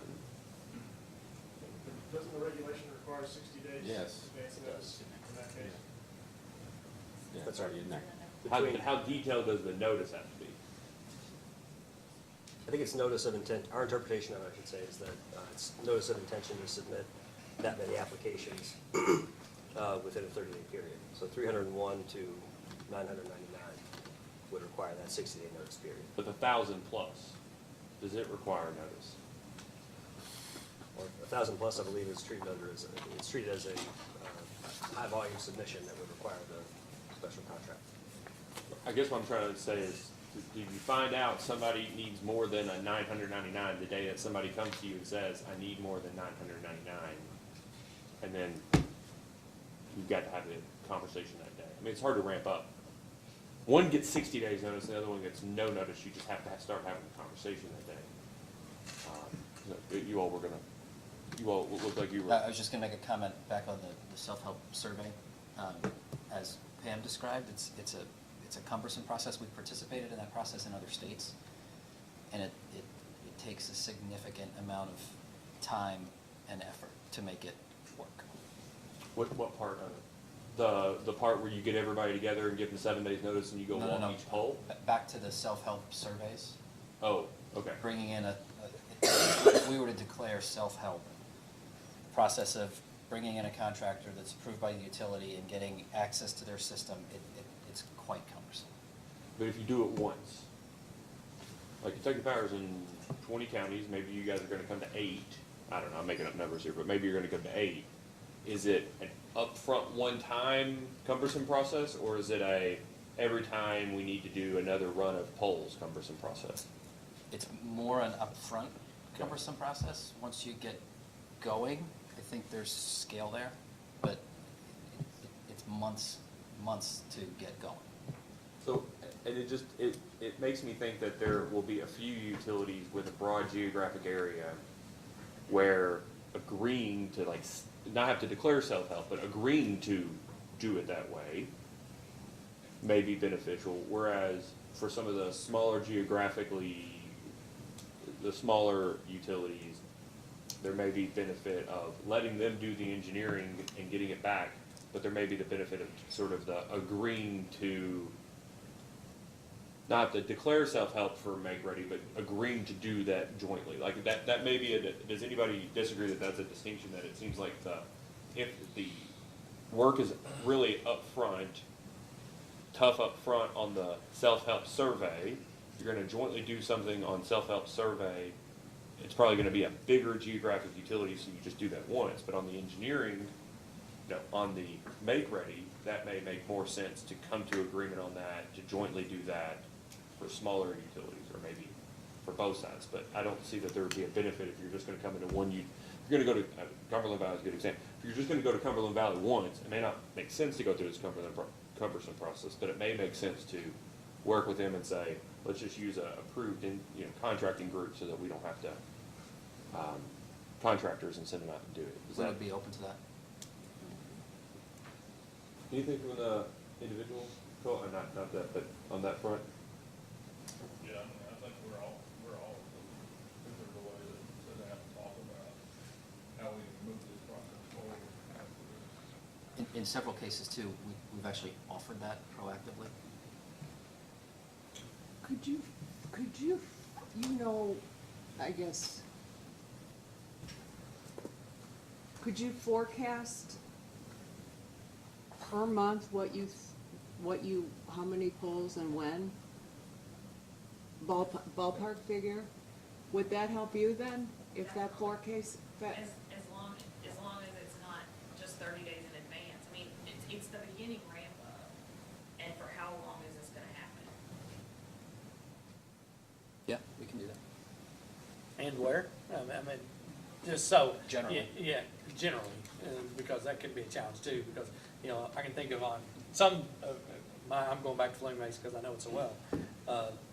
Certain parts of Lewis County will be way different than parts of Fleming County, just because of the terrain, the river over there, and a lot of different things. I mean, that would be important to help determining resources, because different trucks may be used, and engineering access could be way different. I think, Tracy, you've probably even seen that in Fleming Basin. But if you had a forecast, I mean, to the best of, our ability per month for the next year or two, that might help get people ramped up, see when they need to be ramped up. We also have to take into consideration, I'm just gonna pick on Charter for a second. Yeah. If Charter's the only one coming in with that plan, and then suddenly, that's the only one I can think of off the top of my head. If suddenly comes in tomorrow with another huge build out, it's not just 1,000 poles that they propose, but another 1,000 from Suddenlink, and I'm using the same engineering resources. So I gotta look at it as a whole, not just Charter. Does that make sense? Yeah. Yeah, that was my question earlier, is, are we just talking about a single group coming through? Are we talking about a group coming through and 6 months later, another group coming through in the exact same? The next group won't come through necessarily in the same place. They're coming Right. the other 12 They're counties. coming in the other 12 counties, and I got the same resources I'm trying to use. Yeah. So can I ask a real quick question for all the attachers that are here with us? Do you all have, and for our next meeting, I know you all want to work on a short presentation, but do you all have general concerns providing us a broad sort of geographic timeline of saying, like, we'll be in this area, and, our goal, I know, I'm not trying to get y'all to commit, but like, our goal is to be in these number of counties in Q2 2024, and these number of counties starting Q3 2024. Do you all have general concerns? No concerns other than the timing. So we've got this wave behind us that we have to catch up. And so knowing exactly where we want to build and when is a little bit up in the air, just because the volume of applications that we're sitting on. But no concerns sharing location, and we can certainly approximate timing. Yeah, or even like approximate timing over the next year and then go, and the rest of it is subject to Sure. resource constraints and other things. No problem at all. That, I think that would be very helpful, not just for us, but I think it would be helpful to, I assume, some of the poll owners to just have an appreciation for the scale and scope of what we're talking about. Would that help you guys? Yeah, I mean, we've got the advantage now of having that high volume plan in place, and we're working with them very closely on Okay. where they're gonna be and when, so we're getting some of that information just specific to us, though. So would you be interested and willing on behalf of the co-ops that you work for to come in and show us how you guys are working on the survey part? Like what that looks like, where we're getting the application, we're sending people out, we're putting this through, and then we're getting the information out, we're doing the engineering, here's what we send the utility, here's what the utility sends us back in terms of cost estimates, because you guys are the ones dealing directly with the attachers for those folks that you work for. Yeah, we'd be happy to do that. And I would also, just to add, we do have a general forecast that we're building the ramp for, right? Okay. That's that information, we put what the goal we're building toward. But yes, to answer your question, we'd be happy to do a demo. And then you were talking earlier, and I think some of your first comments, like, we're not a single utility state, right? We're like the opposite of a single utility state. We've got 4 load serving entities between municipalities and cooperatives and investor-owned utilities in the state. If you all are, you were talking earlier about a certain number, broader, you all don't, when you guys are going to areas that are, you're attaching to poles that are owned by utilities in defined geographic areas. ILACs can't go out of their area. Electric, retail electric suppliers can't serve outside of their defined geographic area. Of course, they can have poles that go a little awry, but you all aren't confining yourself to either of those geographic areas. You just want to attach to poles to get to houses and businesses that are in certain places. You alluded to something earlier that was like, if we could do this more across the state, or considering the state, or considering a region, or considering a county, irrespective of who owns the poles. If you guys are going to talk about it from that perspective, I would just ask if we have a next meeting that you guys have a little more sort of meat on the bone on that, because it is hard for us to think of, it's hard for me to come up with a rule or regulation or even consider what it conceptually would be that would say, hey, Harlan County, KU and Cumberland Valley, you jointly accept this, and this, and do this together. Like, I can't conceptually come up with that. So if you all are thinking about that perspective, and I just say that because it sounded like you were earlier, I'm gonna need more on that front. Are you talking about the joint owned poles? No, you were talking about the 3,000 being, broader than a single Oh, utility. okay. If you're looking broader than a single utility, then that's, No, say there's a regulatory or I don't- jurisdictional that- issue. I didn't mean to indicate that. Okay, all right, that's helpful. That wasn't my intention. Okay.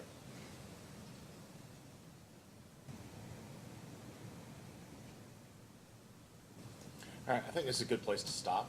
We've covered some issues on the agenda. We've come up with some ones to add to the next one. Are there any other lingering issues, any more airing of topics? Mr. Penny, good afternoon. It's Mike Chwanek from Charter.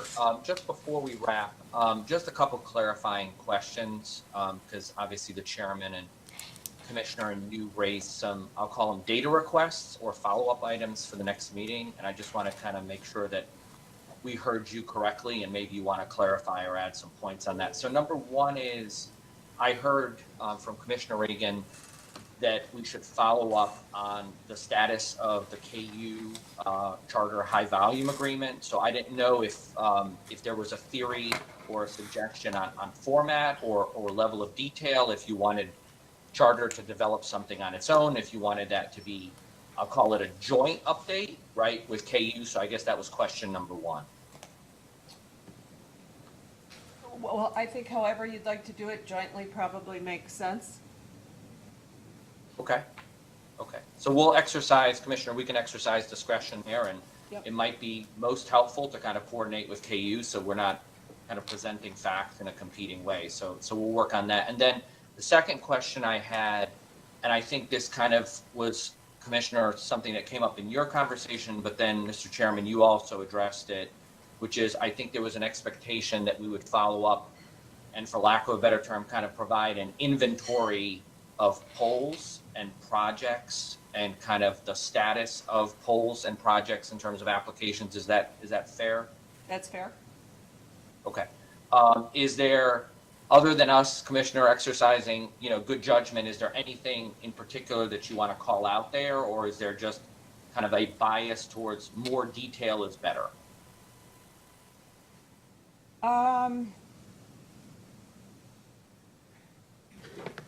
More detail is better, but I don't want to make it a project that takes a lot of outstanding work. Yeah, no, understood. And I think for it to have value, Mr. Chairman, to you and Commissioner and the Commission, we obviously need to get it to you, even potentially in advance of the meeting, right? So we will err on the side of being responsive, but at the same time not making it so complicated that we delay, delivery here. And Mr. Chairman, you earlier kind of talked about what I'll call, the waterfall effect, or you're concerned about kind of pinch points, in the process. And I think, if we present that data to you, I think that'll kind of tell a story that'll be helpful for you to kind of talk that issue through with us. Yeah, that'll be fine. I just, some of that is going to be just where the pinch points are not going to necessarily be obvious to you all, right? If McLean is seeing that you guys don't know whether it's the person taking the pictures or if it's the ability to hire engineers is the reason that the surveys are taking too long. And so I do think that is understanding the pinch points is going to be having an appreciation from the attacher and the poll perspective on if we fix this, does it necessarily make everything go faster, or is it just cast a light on the things we didn't know were holding us up because we could process it at the speed it was because only so little could get through the first process, but now that we're getting there, we find out we can't actually do more in this other step than we thought. That's. I just want to make sure that we're having a real serious conversation because I don't want to fix one problem and it not get us any further. Understood. And Jeff, I guess I'll put you and the team on the spot, since a lot of this data is going to come from you. Is there anything, so we're being productive and coming up with things that are reasonable, any other clarification you want to make based on what we're going to generate, or are you pretty comfortable with the conversation? No, and I think, assuming Sean is willing, we could work together to meet your request. And then for the two, if you all want to kind of think about them as presentations or sort of thing, we can work in technology-wise. We'll get you linked up, and we can do it on the screen. It can be shared with everybody. We can do it here, but we don't want necessarily sort of. You don't need to expose your internal systems to us or anything like that. But it would be helpful if we had an appreciation for it, so that we actually know how things are working. So there's one thing that's coming up with these rules, and there's another for the practical implications of them. Yeah, Mr. Osterloh had already reached out in terms of doing a presentation and sharing it on the screen. Okay. You had something else? Well, I think Mike took care of my questions. It was really just trying to detail what was being asked and whether or not sometimes after ICs or hearings, there's a written post-hearing data request, something along those lines. I presume that's not going to occur. We're just going to go back and prepare the information based on the notes that we have. I would appreciate that. Okay. Yeah, and if we can reduce the the back and forth, it saves us a lot of time. Is there anything else that we need to? Any clarifying questions? Okay. Is this helpful? Is this starting to move the needle? Okay. Is there anything we're missing? No. We appreciate the dialogue. All right, thank you all very much. Can I ask one last clarifying question? Or a question to think about. People talk about the three stools of you can either have it fast, or you can have it good, or cheap.